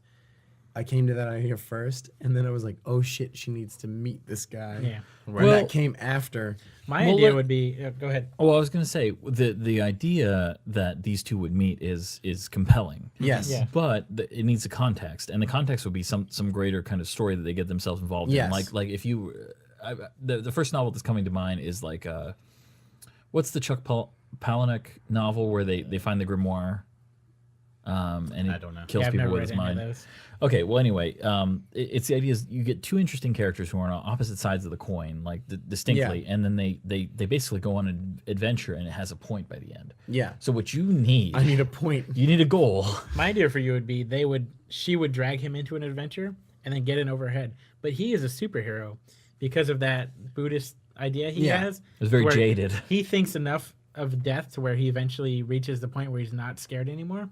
Then all of a sudden he's a goddamn superhero because he's not afraid of dying because he's just died 10 million times. Well, could they solve murders? Well, she would. Yeah, well, no, you guys are going way further than I imagined. They it. totally Like, did solve What, murders. what did you imagine? I thought the most for me personally, the most natural direction that I'd be interested in is she invites him over for a pseudo date because all she wants to do is pick his brain because he looks like a very fearful guy. He starts talking about how he copes with his fear, which is about imagining death, and she goes, in her head, she's thinking, I'm having a hard time imagining death. This guy's a gold mine. Yeah, exactly. This guy's a gold mine, and it becomes this abusive relationship where she sort of leads him on, and he thinks that, oh my gosh, I actually have a chance with this girl that I had crushed on from afar. And he falls in love and is like legitimately like, oh my gosh, this girl's great, and I can stop thinking about death around her because she makes me feel good inside and all that stuff. And she's just like, I want more of the shit, give me more of the whatever. And it just, maybe she sells like she hits a home run with a novel, and he reads it and is like, I told you about this. Like, and then he starts to realize that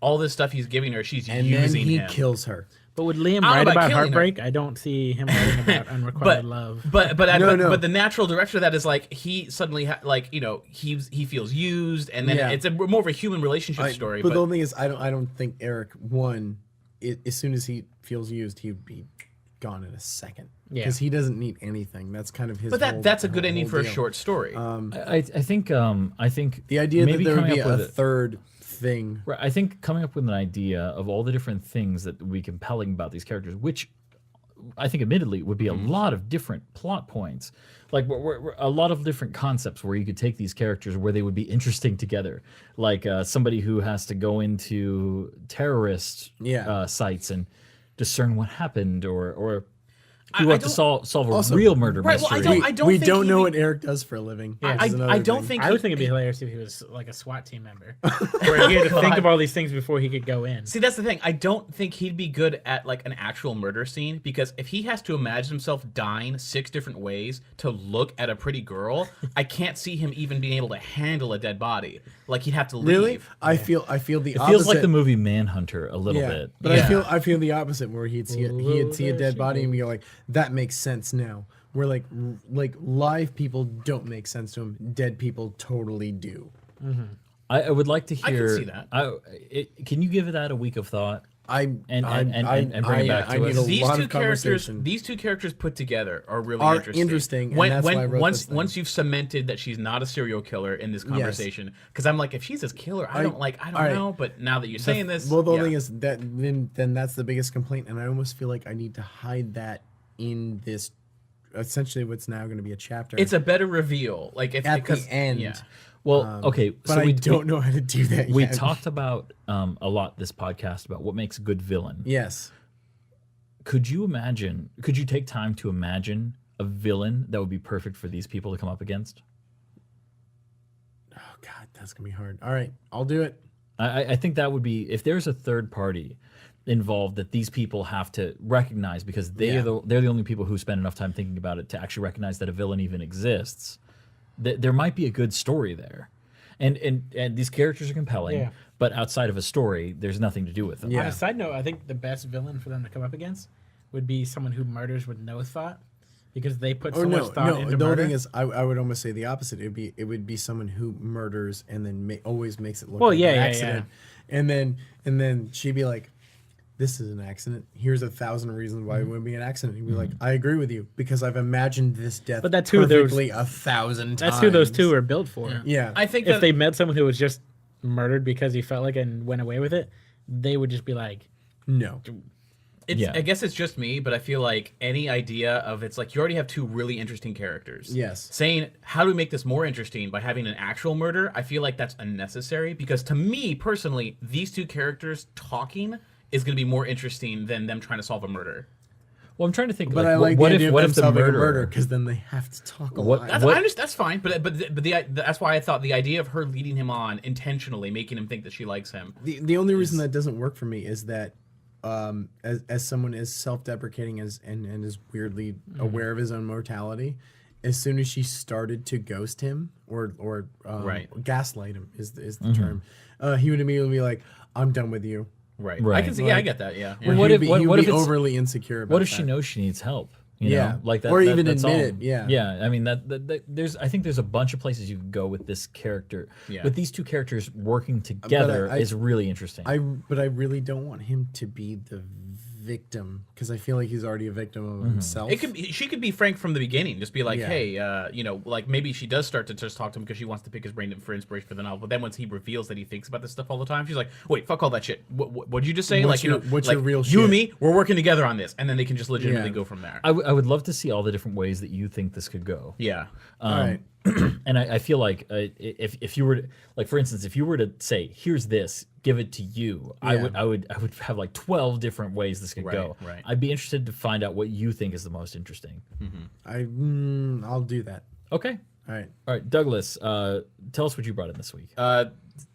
Another outline for Legends of Sleepy Hollow. I added a Which bit more is detail. which is a screenplay. Yes, which is a screenplay. I guess anyone who's listening for the first time would not know exactly what I'm talking about. So exactly. it's a screenplay for a feature film, which is a retelling of the original Sleepy Hollow novel, and it just tries to stay 100% accurate to that, but then that's just the first act of the movie. The rest of the movie is an investigation into what happens afterwards.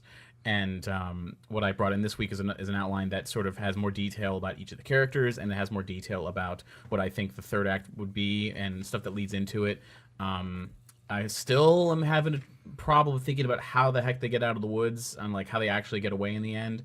But I do have more ideas about what happens leading up to it, more ideas about what the investigation is like.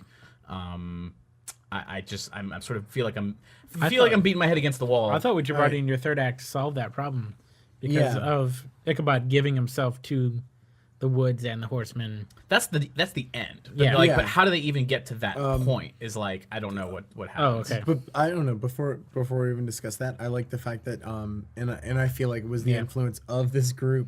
You're like, Bronn suspects Ichabod for the beginning of the second act. Oh yeah. And I love. Oh, he totally does. He has to. Oh my god! Yeah, but yeah. the other thing is, to me, that's so interesting because it's the synthesis of that idea that we're like, it wouldn't be great if Ichabod was the killer, and then you're like, no, that doesn't make any sense. And then you used the idea of that to segue into your the full part of your second act. And the whole thing is like, I love that. Well, the intention more than the idea of that we were like, he should be the killer. The intention was always that he didn't know who's killing, who's doing these murders. He doesn't know who to suspect, but he always eventually was supposed to suspect Ichabod because he's the new element. Yeah, right. He's the only like when he starts. It's like, well, it clearly wasn't the butcher, the baker, the candlestick maker. You know, then the only person left who's not here and I can't talk to is Ichabod. He's out in the woods. We can't find him. He has to be the killer. He's the only. He definitely has a motive to get revenge on me because people I know are dying because he knows I'm the one who scared him away. Like it makes perfect sense, and now no one believes him. Yeah. That Ichabod. How could he? He's such a nice guy. So it's like for the first whole half of the movie, he's convinced that that's who it is, and he's trying to hunt him down. But then, of course, I feel like when we talked about originally is that. Ichabod is very superstitious, and he knows the rules for all these horrible, evil things. Yeah. And the fact that Brom is a very practical man who spent a lot of time in the woods, knows tracking. Yeah, I feel like there's a really decent way for the two of them to actually combine their skills and work together to solve this problem. Yeah, I just don't get out of the woods. I just don't know what that is. I mean, the simple answer is that Ichabod's like, all right, we got to make a circle of salt and we got to do this. I'm like, but that's not exciting. Well, like, right. Yeah, the big thing that is in the Sleepy Hollow story though is running water. Right. Mm-hmm. That's why they're safe in the cave. The big one. Yeah. Right. Well, I think what we may be ignoring here is that Doug, you make the rules for all the supernatural in the story. Right. So if you find a way that if you can look up a bunch of stuff about tracking and what's important, and then make up rules for how Ichabod superstitions can play into those things. Like, yes, what you're doing, Brom, is good, but then add this extra step because of superstition. See, I had these ideas of like how this image of them trying to get out of the woods together. It almost looks like coincidentally enough, the picture in my head of them trying to get out of the woods looks a lot like the trailer for The Revenant. Right? Like where it's just really desperate. Like they don't know where they're going. Thing. No, and that's fine. But it just. I don't want it to sound like, oh, I saw the trailer, then I thought of this. This was an idea from like 2006. Yeah. But like, I don't think that's gonna be a problem. But Iron. But I don't know how to make that exciting because I've sort of painted them into this corner. Literally, they're painted in. They're put into this cave where they can't leave because of running water. If they cross, they get out of the cave. Horseman's there. He's going to kill them, and they're just waiting there for so long. They have to get out somehow. How are they going to get out where it's not just one or the other, like being the thing. Like if Ichabod knows about superstitious stuff, well, how come he's not safe from the horseman to get out by himself? And if it needs tracking, they just need to get to running water fast enough. Why can't Brom just get them to there fast enough without worrying about what the horseman's doing? Okay. Then the whole thing is you need Ichabod to slow the horseman down. Right. But how do you stretch that into 30 minutes or 20 minutes of a third act? I think it can be even less than that, to be perfectly honest. Oh yeah. But no, you could have a bolt of an end. Mm-hmm. Supernatural is counted by iron, and I think iron. Yeah, cold iron. Ichabod would know that and not have it. Brom would not know that and probably have it on him. Could, yeah. And the two together, bringing it together, Ichabod would be like, "Oh God, you have that. What do you have? Awesome." Yeah. Okay. Yeah, because that would. I guess back more specifically, I don't know what the climax is. Like clearly, there's going to be a rush for them to get to running water and to get out of the woods. I don't know how. Like, what is their plan? Just simply run for it, because that doesn't sound interesting to me. It's better for them to have a plan. Really? Again, this is where the 'Cause emphasis. run for it sounds fun. It sounds fun, but doesn't sound smart. It just sounds like oh, you know what? Let's just run for it. It's like, well, why didn't they do that earlier? Like, why do they have to wait till now? If there's a revelation where they say, oh, you know what? There's a chance we can make it if we do X, Y, Z. Now, is it more interesting, because Brahm is clearly the main character Yes. of your story, is it more interesting that Ichabod imparts a lot of knowledge to him, but Brahm is the one who's resourceful enough to realize what to do with it? Yeah. Because if Brahm can come up with a solution for these things based on the knowledge that Ichabod imparts, then I think now we've got a main character who acts. Yeah. Again, You know, Where it'd be one thing where like Ichabod is locked in this cave. He has no idea where the closest running water Yeah, is. has no idea. Right. And then Brahm is like, because you're like, he's like, we "It need is- cold iron, It is and 45 minutes away. Yeah. It is 40. In this direction, we can make it, we yeah. run? For and they don't have a 45 horse. minutes? They Yeah. But I'm not saying the cold iron thing is interesting, but if he's like, we need cold thanks. iron, and Thanks, Brahm Josh. is like, I have. Let me check my bag. Yeah. right, but Brahm is like, you've got cold iron on you. Yeah. Like, Yeah. what are you talking about? And he's like, I do, and yeah. Brahm is like, we got all this and this and this. Like, what are you talking about? Even like Brahm would have the force of will to wake up out of the hallucinations. Yeah. where Ichabod would does not. Yeah, because I can't remember the character's name, but from Treasure Island, the guy who's stuck on the island was a marooned Yeah. there, has kind of lost his mind.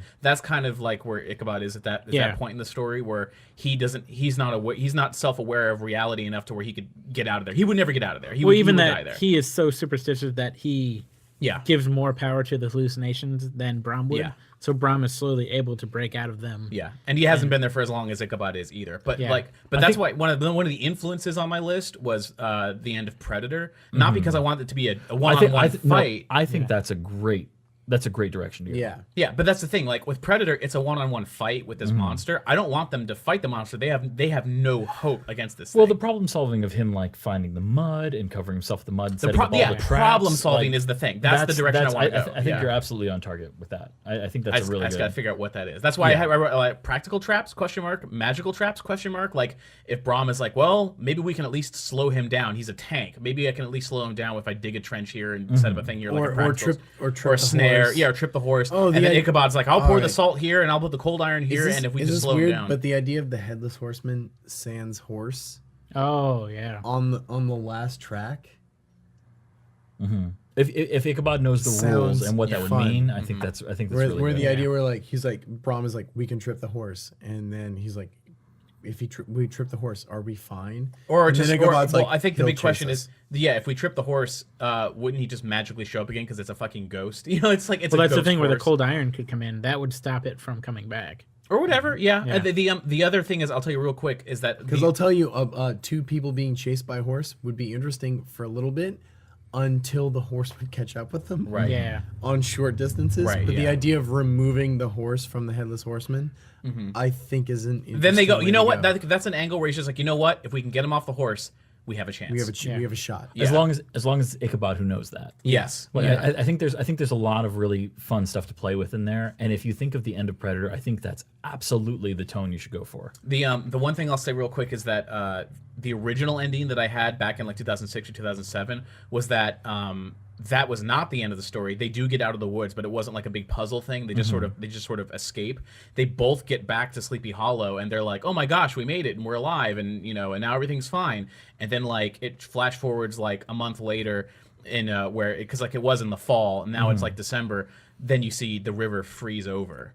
And then it's ice, and then you cut to like they're having a Christmas party instead of a beginning Halloween, and at the end it's a Christmas party. Then you just see the horsemen cross the ice, and they're like, "Everyone get out!" And then they have to like burn down the Van Tassel mansion, trying to burn the horsemen inside it and stuff like that. And then they escape out onto the ice. They watch the Van Tassel mansion burn to the ground, and then they're like, "Oh man, maybe we got him." And then of course he comes out of the fire, and then he chases them across the river. I even like just they the- then they have to crack the ice. They're cracking the ice on the river where you think, oh my god, they could both die falling into the ice. Then they get the horsemen to fall into the ice, and they're like, oh, finally over. Then it pulls a Terminator where it just boom out of the ice again. They start fighting, but then I think like that. then I think enough you- of the ice breaks where the river moves because it has to be flowing water. Right. And then that I think disappears. that's a great idea to explore. I think that when you started talking, it sounded like an after credits scene, Right. Like to scare the audience. But I think that might be your third act. That's the thing. That was the third act, but I'm like, but now it's just an action movie. Like I wanted it to be really I like the idea of psychological. the river freezing, and then you just also- hear hoof marks. Yeah, like that's scary, but Like, like they're at the wedding, and you see the river freezing. right, but the also whole sequels. tone that I wanted for it was this psychological horror, whereas that just turns it into a slugfest with a monster. Well, Well, do- no, do you cut think- out the do you think- slugfest. do you think Just have there's a the good- frozen river. Yeah, do you think there's a good way to end it where they find themselves safe from it, and then you cut to them like celebrating, and then the river's frozen, and then one of them's out there and like, glad we made it out of there. Now that the now that the river's frozen, we're safe free, and then you hear hoofbeats on the ice, and then you're done. The story's over. Yeah. Could be, but but then I have Ichabod and Brahm still in Sleepy Hollow existing like happily, but then it's like, oh, well, there could be the horseman still out there, but then then the idea was that when he broke through the ice, in the original ending, he breaks through the ice, he comes back up like, oh my god, he's still fucking alive, and then more ice breaks, and then the river starts to flow, but then it's just Ichabod, Brahm, and the horsemen on one bank, and then Katrina, and then the whole family on the other end, and it's coming for it's coming for both of them, and you're like, what do we do? That's when Ichabod is like, fuck it, you helped me out of the woods, I'm gonna save you, horsemen, come after me. He runs into the woods, the horseman chases after him. That's the end, and that's why that ties into the original story where we don't know if Ichabod made it. Rumors that he made it, whatever. So in a way, it's like it's this whole other big adventure that still ends with the ending of the book, which is why I tacked that paragraph at the end of my outline, because that is the original ending of the book, where that's, according to the story, happily ever after. 20 years later, that's exactly how people in the town would recall hearing that story. I think there's a lot of good decisions you could make in there. Yeah. Yeah. My worry is I don't want to go action monster ending, and I just want it to be supernatural scary. But that's my problem. I like the supernatural scary ending. No fight, no. yeah. Well, Max, let's talk about what you brought in. All right. I brought in the beginning dump of a story I'm working on based in the Empire of Witterland, which is a northern mountainous empire that has, in the past 100 years, extended and taken over southern lands that are so different from everything that they know. For context, Yes. it's a world building exercise almost, where it's almost Yes, I'm getting down the world while writing, just writing down characters and world as I go. The basis of it is no deed or valor or battle matters if it wasn't written down by a scribe from the guild. okay, interesting. I did not get I didn't get that at all from from your you. I know, writing. and I'm trying to get. This is just You're working through it. a basic dump of getting the world down of where it happens. Havertown, the Haver River, and I liked the town yeah. a lot. Yeah, I didn't there was have a any issue. lot Yeah, I of really personality. wanna work on the seems, town. It seems to me what you did is basically a brain dump, like an all Yes, at once no, brain really, dump on a setting that you wanted, and you put a lot of effort into the tone. So you created like little interactions with people, so you get the tone right. Yes. But it feels almost like Game of Thrones esque, where you try to set up several areas and who's conquesting and who has money and who doesn't. and who's important, and yeah. Is that an accurate assessment? I guess if you'd say I hadn't read Game of Thrones when I wrote this. Well, sorry, the Song of Ice and Fire. Song I of guess. Ice and Fire. Yes, I was many years away from reading that when I started this story. It's more, I haven't, this is just what I have so far. I'm writing in pieces, but I do want to set up the guild of, I think that is the more interesting idea of this guy who wants to be in the guild, writing a scribe because it's so much adventure, and then war has just stopped.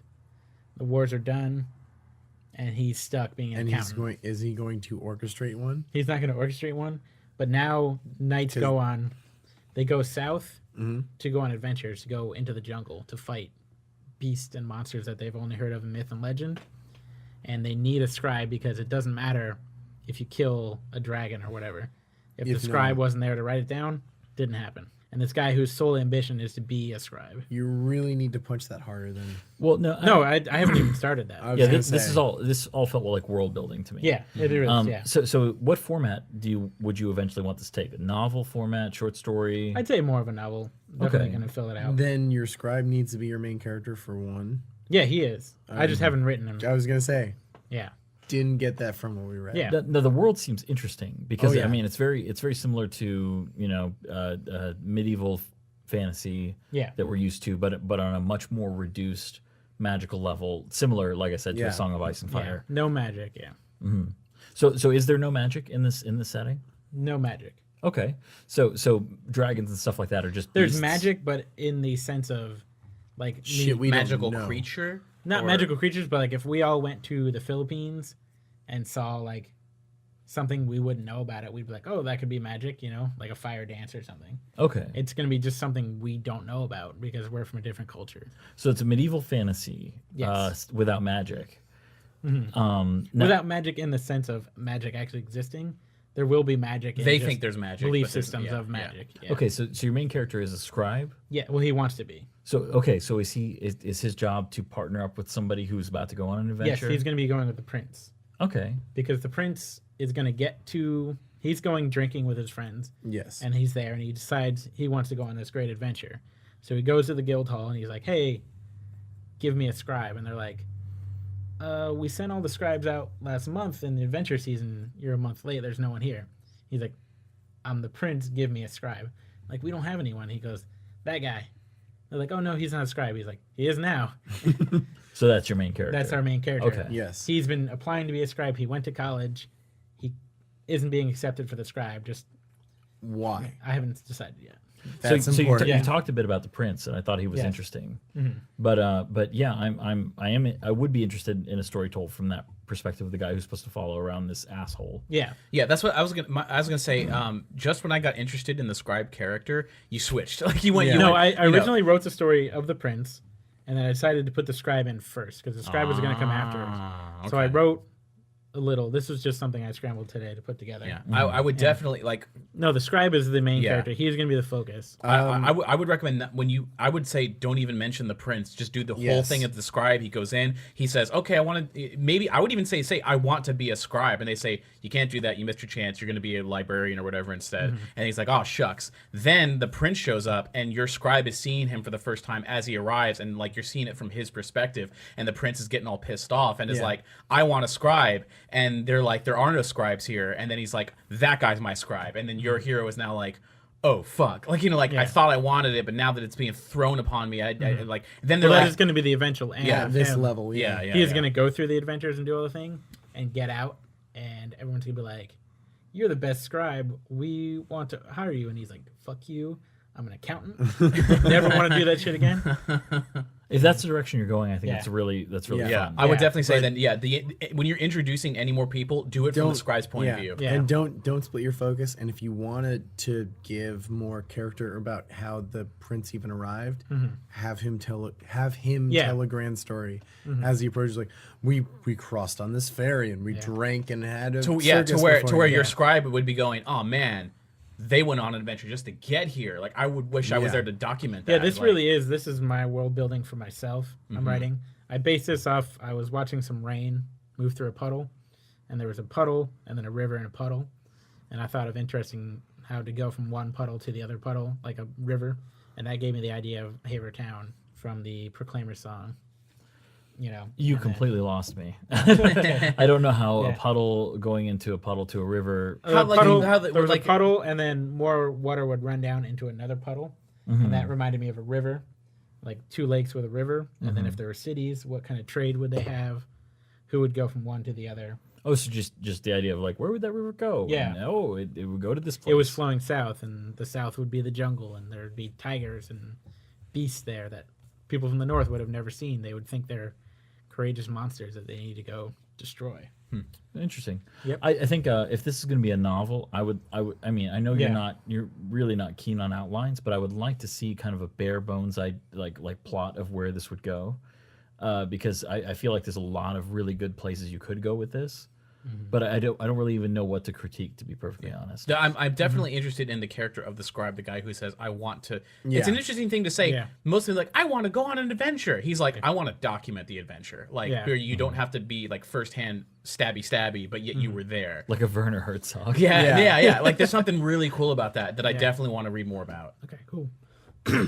As that. as for me, what I brought in this week was just a sorry everybody. You guys are seeing the bare bones skeleton of what that is of not my bare, process. That is not bare bones. Well, Yeah, I wouldn't call it bare bones. I would not but, call it bare but, bones. but I enjoyed it. rather, you guys are seeing my process laid bare. Yeah. So you're getting the outline, and what I have right now is a very rudimentary outline for me. It's probably more than a lot of you do for outlining, but I'm nowhere close to where I'm done with the outline to where I'm ready to write. I got a much better sense of pacing from it than from the other outlines you did, and it made me. I really dug into it. Like as we were before we were about to begin, I'm like, oh shit, all right. Like I don't know why, but it really set a pace that I felt like Yeah. I could see it happening. I was more mystified because that is not how I write. No, I don't, yeah, no, I agree with you completely. That's not how I write. I don't even know what's gonna happen. That's crazy. I'm seeing the story happen in front of me. Like this is basically the entire story. Like I feel like I've read like a book Yeah. already. You've by the also time it's you over. also written with me before, I guess, like, but so- I naturally have like a similar outline style. Right. But like I don't know. But for me, it made total sense, and I was entertained. by it. Although my whole big thing about it is the earlier it is, there are a couple of areas where you have like more bullet points than oh others. yeah, Yeah. absolutely. Oh man, that stuff I fell into immediately, but the other stuff where it was like more vague, I was passing over it. And I was like, okay. Will Vix feel this way? Will Vix, like it was so broad, I couldn't latch onto it. But as soon as you had sub bullet points, I was like, oh, here's the story. Yeah. Oh, no, man. and you're right. I mean, that's essentially the case. Yeah. Like as it goes on, and I'm not done turning in outlines. Yeah. As it goes on, you're going to see more and more being fleshed out. How do Because you do it? Like, how do you outline like that? Like, basically, any thought I have about what I want to write, I just make a bullet point, and then that thought's placement in time goes either before or after the other bullet points that are there. And the deeper I want to get into something where it's the same point, like basically if I have a bullet point that's an idea I want to get across and it's supposed to get across in the moment where it's introduced, I need to go into detail with that, and I'll create sub bullet points and sub bullet points of that. And then I'll kind of zoom out. It's basically continually zooming in and zooming out. that is portion. crazy. For me, I just sit down prose. Like, if I have an idea, But then I write a couple pages. That's of all prose French about to it. me. Yeah. Yeah, but you have a separate document for your world building. So when you're making Yes. your outline, you don't do your world building on the outline because that shit's already done. Correct. So that's, I mean, Yeah. I guess from reading the world building thing from last week and then going to the outline, it made sense to me because like it was easier to connect the dots. Whereas if I read the outline first, I might be like, "Oh, the fuck, that guy's an animal? I thought he was a human." Like I Yeah. wouldn't Right, have known. right. You know, Will Yeah. Vix are Exactly. So But the only thing is, like, I do that with prose too. I have one vague character biographies, and then two rules of the world. Where like, heroism is either like reward, like even if, or the concept of luck or gods. You know how luck and gods work in that world before you start writing it. But yeah, no, that outline is fucking crazy.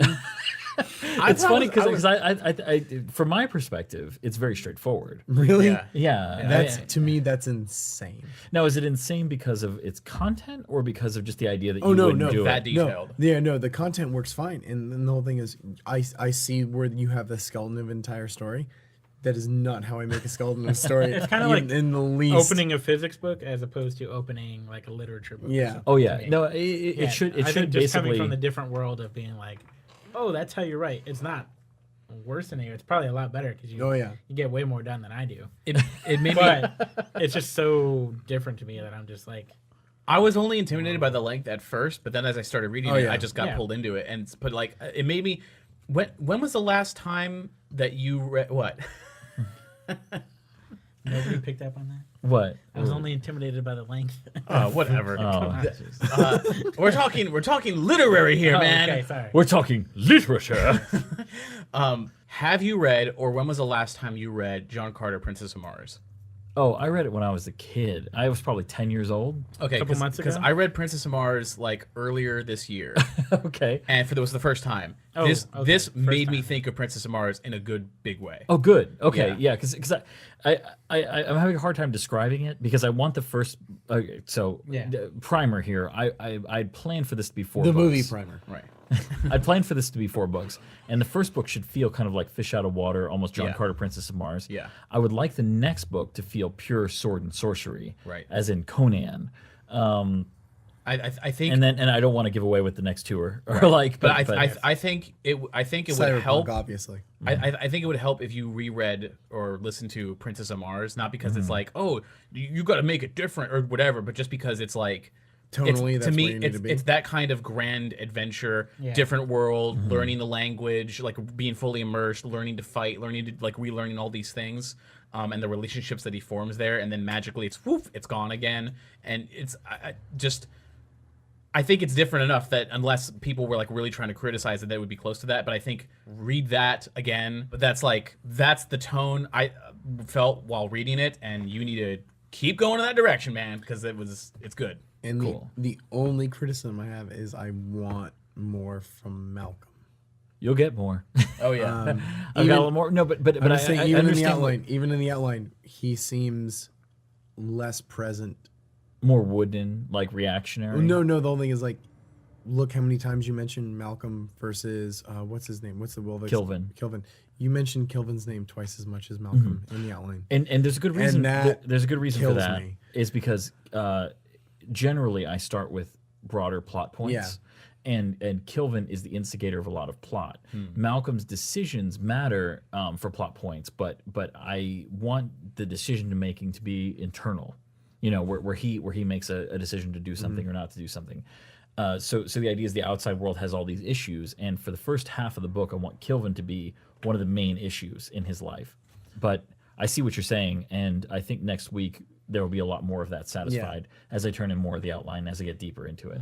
And I just wanted to clarify that I'm only recommending you look into Princess of Mars, not because it's a similar story, you should just make sure it's different, but rather that book does it so well, it has to tell you something. Like you're gonna have to take something away from that. All right. Like, Well, after I finish Left Hand of Darkness, that'll be the More thing I jump into. recommendations. Yes.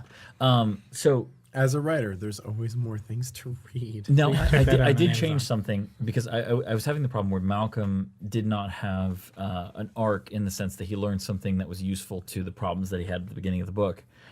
In this outline, I tried to introduce an ending where he kind of comes to a realization. Did you guys feel like that's a good direction to go? Yes. yeah, I didn't get what his problem was that needed fixing, but I definitely got that by the end he was a different person, and like his maturity level has gone up. Like the way he says, "Oh, he looks at these other kids. These bullies are just children now," and then like he recognizes his mom. He's like he's able to step outside of himself and see that his mom is really struggling, and address that. Like, And maybe that is a great and also direction. maybe moderately afraid of him even before he did the thing that he did. And if that's going to play into your other narrative of your other books, Liam made a Brilliant. kissy motion with his mouth. For no, those of you who but, didn't- but the idea where like she's almost placating him to be a little bit of a wuss this whole time, and then she's Well, like been waiting and for him I to think become a Well, terrible person. it's like if she's waiting for him to snap, and like Yeah. like if at the beginning of the book, it's an easy get for like the end of a movie or a book where it's like, and he gets revenge on the bullies. I think personally it would be great if it's just like his revenge on the bullies is like, I'm not saying he needs to walk away because he's above it now, because that's not as interesting, but like Right. every other movie would be like he kicks their ass, he's like, you stay away, and like, oh, when did he get so good? It's so cheesy. But if you're like, if his actual perspective of it is he quote unquote kicks their ass, but then immediately is like, I'm not even scared of them anymore, not like I'm afraid of being beat up, but it's just like I have much bigger worries in my head because I'm an adult now. Like it'd be like me waking up in my high school or middle school body and just being like, I don't give a shit about any of this. Like, because there's I think the idea I really wanted to go for is that he has more of an adult perspective, not in Yes. the sense that like, oh, I've done all this shit, so I'm important now. Right. But more that like in his mom lecturing him about fighting with other kids, he realizes that she's scared about him being like his dad, who he doesn't even Right. understand why he's in jail. Now he starts to get a hint. the perspective. Right. Yeah. That he can kind of relate to her a little bit and give her a little bit more of sense of that Yeah. he's growing up a little bit. Reassurance that he's not going to be that And way. Yeah. then the second part of that should be like, yeah, again, I like the idea where like he's getting pressured by bullies and he's been in this hyper violent world Right. and he's a little overreactive and then does one thing and grabs a guy and was like, oh shit, this is not the world I'm from. We're Yeah, like, I'm right. Like, really yeah, quickly, like, he's like, he's about to get oh his, no. he's about to Yeah. get his ass kicked by bullies, and unlike Ender, Yeah. when he gets to the point where he's like totally better than them, he's like, I am totally overreacting. Yeah. I need to Oh, back off. It's I'm it's done. like Jason Bourne when he beats up those cops. Oh, in the yeah, first yeah, part, yeah. It's just He like, needs to stop. holy Oh, shit! oh, Like, oh. what am I capable? Like having that realization, because when you're in middle school, it's like there's no world that exists outside those walls. No. But for him to go be thrown back in there, be confused for a minute. Wait, I'm back in middle school. Did any of that happen? And I'm stuck in this world.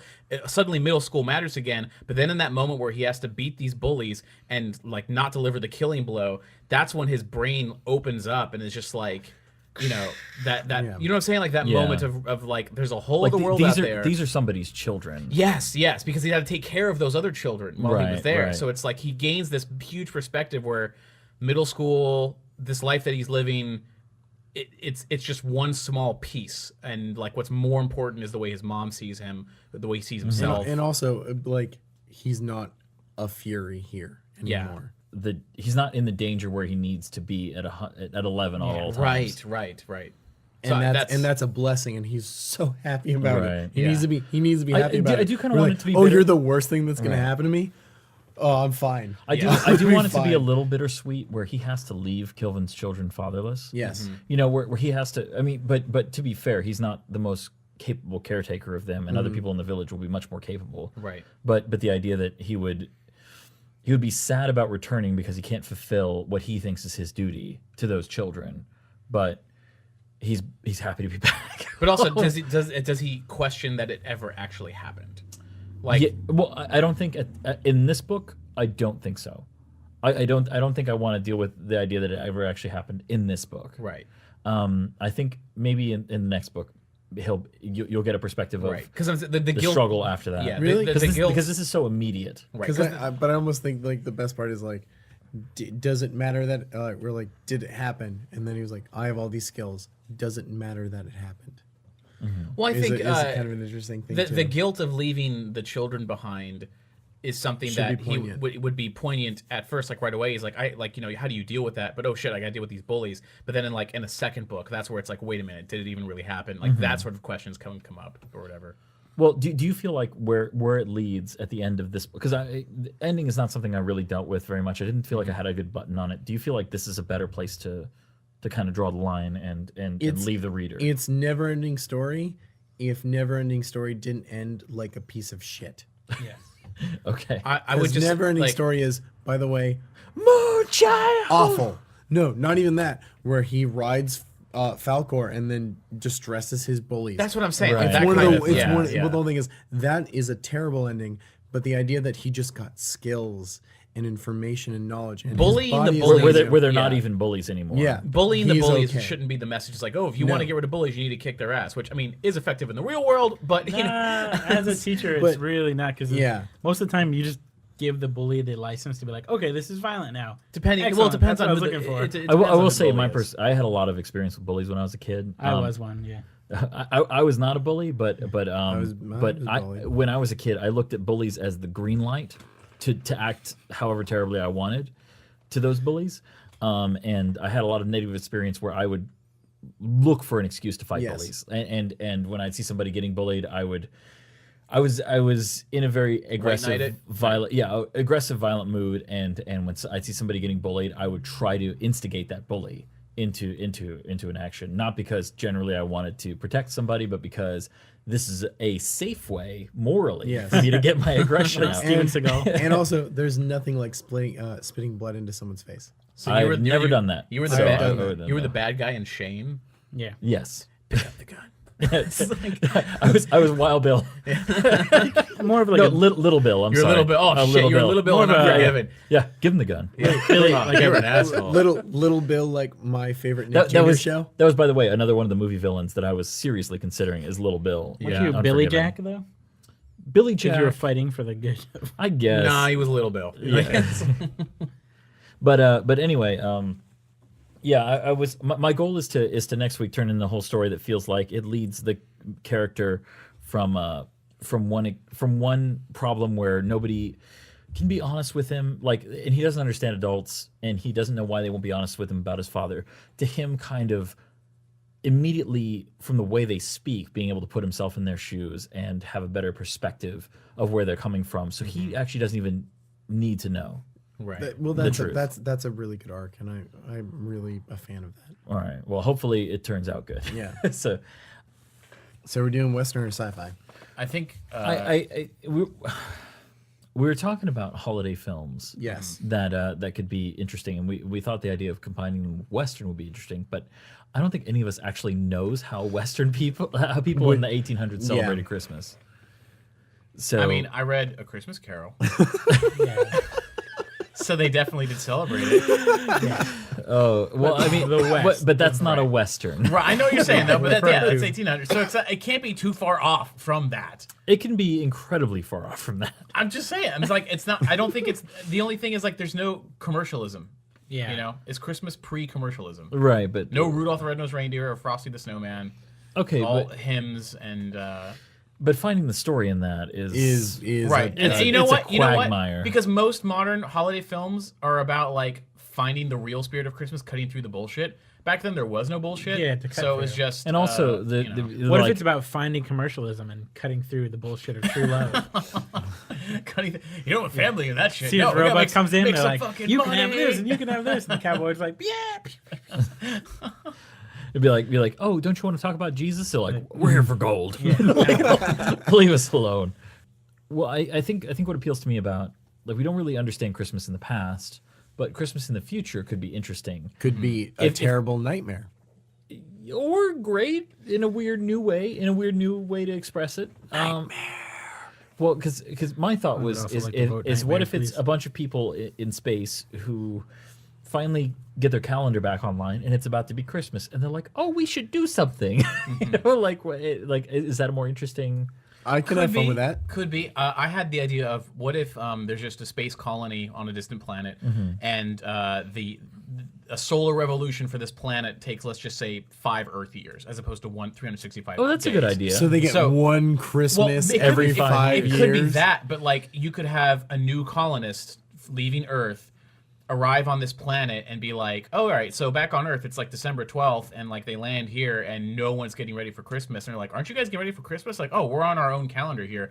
There is no December. Like, We there all is worship no, Satan. Well, I'm not even going with a religious like perspective. Of, oh, we Right. don't do whatever. Right, but a right. matter of just like. There is no December here. This is a planet that's never heard of Christmas. We don't even have a winter season. It's just it's just desert or This something. is all, the problem with this discussion is I just read the Old Man's War and now that's all I can think about when we're talking about colonies. What can I say? But he lands it. And he's like, oh well, let's make Christmas for the first Yeah. time. So it's this planet's first. Can we Christmas. name this movie The Planet Without Christmas? Why Yes. Not? Yeah. All right. Yeah. Okay. Oh, that's perfect. Yeah. Okay, so this person lands on this planet and wants Christmas. Is that a more interesting character, or is Yes. it a more interesting character if it's a person who's lived on this planet Never for a heard while? of Christmas. Yeah. Or Like pi- the kid. What's Christmas? It's like Well, you don't know what Christmas is. I was It's saying a like- person who's lived on this planet for a while and hasn't had Christmas in a long time, and is like, Right. let's do it. Yeah. Yeah. Like I don't know. It's like, this is the end of the year. See, I think you could combine the person who hasn't had Christmas in a long time with a little kid who's never even heard of it. Yeah. Right. And that could be a really interesting story. Yeah, I think to me it's interesting to have an outsider come in and bring Christmas to them. Not like the goal of bringing Christmas, but like they show up and they're just like, so when are we putting up the Christmas tree? And everyone's like, what the fuck are you talking about? There's no Christmas here. Like we don't. What's the point? There's no winter. There's no whatever. There's no point in having Christmas. And that's the message. No point in Christmas. You know, it's like Yes, yes, that's because that's what holiday films are about. You know, Yeah. getting- I got to point out the fact that Max is right now wearing a shirt that's styled like a Christmas sweater. Yeah. That says "Merry Christmas, you filthy animal." yeah. Because we are celebrating the Florida winter. It is currently 60 degrees It's so outside, cold. and we're so excited. When you say 60, you mean 67. We can dream. We can dream. I think there's a lot of good places you can go with that. But what's our problem? Like, why would they have opposition? Because What's the it's a aversion? colony, a planet. They don't have Yeah, they time want to to. celebrate They're Christmas. yeah. No, they got no time. Everything. what are they gonna all, get? They're all you know, business. That plus also you could just say like there's not a lot to give. Everyone's working Yeah, every day everyone's about gotta keeping the make- colony alive. Everybody's farmers. Yeah, no one can really give gifts, and but it's not about gift giving. You know, like that's where all that argument comes in. But you could also just have it be like, by the time he gets there, like time dilation, Christmas already happened. Like but the warp gate you had to jump through or whatever to get here. Christmas is already over on Earth. Even if we were to time it exactly, time runs different. But even if it was, Christmas is already over. You want to just have Christmas in February now? It's February on Earth, and maybe that could be the thing is that maybe when this guy gets to the He new wants planet, his lost Christmas. maybe Christmas is about to happen. He's gonna miss Christmas to get to this planet. He gets to this planet. He's like, all right, only 2 weeks till Christmas, and they don't even have a plan to do it. And he's like, you guys, first of all, you aren't doing Christmas this year. You've never had a Christmas at all. We need to invent the holiday of Christmas for this planet with new rules and new traditions. So if you could change Christmas, yeah. what would you change about it? Well, there's things. The first thing I think eating. of. More eating. The thing. Several days. Not to an eat. eating Well, holiday. think about what are the musts for it to be Christmas, even on another planet. A Christmas tree. I mean, you have to have a tree. You got to Yeah. decorate a tree. Right. Tree. Family. Family and food. Presents of some kind. I don't think Hardcore on the food. Yeah, I think just the giving in general. Here's the thing. What about not so much giving, but the anonymous giving? Yeah. You know what I mean? Where you're like the idea that you would use Santa Claus as a way to anonymously gift something. To What if this somebody. dude becomes Santa Claus on that planet? Oh, I love this. They're like, we're not doing Christmas. He's like, oh, there will be. He's You're like, oh, doing there's gonna be a Christmas, and doing I'm gonna bring it to you. Oh shit! What if? Okay, so all the problems with Santa about being able to travel around the world near light speed to do it. What if technology solved that problem for this guy on this planet? Because he's got a teleporter. Well, also, if it's a colony, it's not that big either. It's like he doesn't Yeah. have to go over a whole planet. Right, but what if he could approach relativistic speeds because of the technology that they have, and he could deliver all the presents in one night to all the children On Earth or just in on this on new the colony. colony? I didn't imagine the colony being that big, but whatever. Yeah. Right. Well, what if it's like That's how he does it. 6,000 families? Yeah. Okay, It's and still that's, a and that's how lot. he does it. He goes up in orbit. No, not in orbit. With some new technology, like it puts him in an envelope of space time, and he has to deliver presents to all the little children. Yes. But they would be. I like this. They would be colony presents. So like. Water weird rations. stuffed animals and stuff. A carved little wood Yeah. horse thing. Yeah, it doesn't have to be that. Even if impressive. he What just- if he even if he finds just little made it. aliens on the planet and If you makes wanna them go- make the toys? No. No, that's too much. That's But, too like, much. but if he literally made presents that In could, the envelope. If he, I'm not saying he needs to dress like Santa and have the beard, but if he's just like, I'm going to become the spirit of Saint Nick, I'm going to be the avatar of Yeah. Saint Nick on this planet. Okay, so the problem with this planet I love is the that idea of an avatar of Santa everybody's Claus. out there farming. They're working their asses off, and they're Right. tired. They don't and get a break. They're losing morale. Yes. because Yes. it's just so hard. Yes. Like not because anybody said anything, not because they're gonna lose the farm. It's just hard, Yeah. and the seasons don't change. Yeah. and there's nothing. But he knows it's gonna be Christmas soon.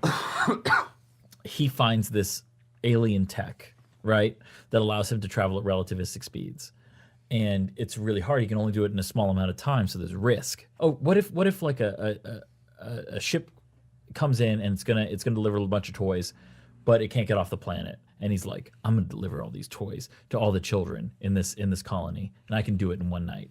Yeah. What if he's Yeah. from that ship and he crash lands on this planet for docking, and he's gonna miss Christmas back on his own planet? Oh yeah, there's a problem with the ship. He Yeah, was, yeah, yeah. He was going to go back home. Yeah. And celebrate Christmas but with there's his a problem family. with the warp drive or something. Right, and he has Yeah. to land on this planet, and they don't know anything about it. And Yeah. he's like, I can repurpose one of the technologies on here, and I can do it. I can make Christmas great for every child on this planet. Yeah. But and that's the thing. He has to, in order to do that, he has to somehow go against what his job or mission is. Or more importantly, he's not crash landed. He shows up. They don't know what Christmas is. He's supposed to be back for Christmas. Yeah, He misses their Christmas. It's just like what if he's just there to deliver normal supplies, right? Just normal supplies. But something happens, there's a problem with the ship, he can't get the ship up. So they're like, all right, you're gonna be here for like maybe 2 months. And he's like, oh shit, I'm gonna miss Christmas. And then it's like He's got a family. Yeah, he's got a family. And his own kids. Yeah, and his own kids. But now, so if it's his job to sort of pilot a ship or just a crew member on this bigger ship or whatever, he then has to say, I'm going to bring Christmas to these people, but I'm going to have to sacrifice my job to do it. Like, there has to be some sort of sacrifice to him other than just wasting time. Because if he's stuck there anyway and he's got nothing to lose, it's not a big thing. But if he has to like go against, I think the job thing is a little outside of morality a little bit. What if it's he could make it back and get Christmas with his own family?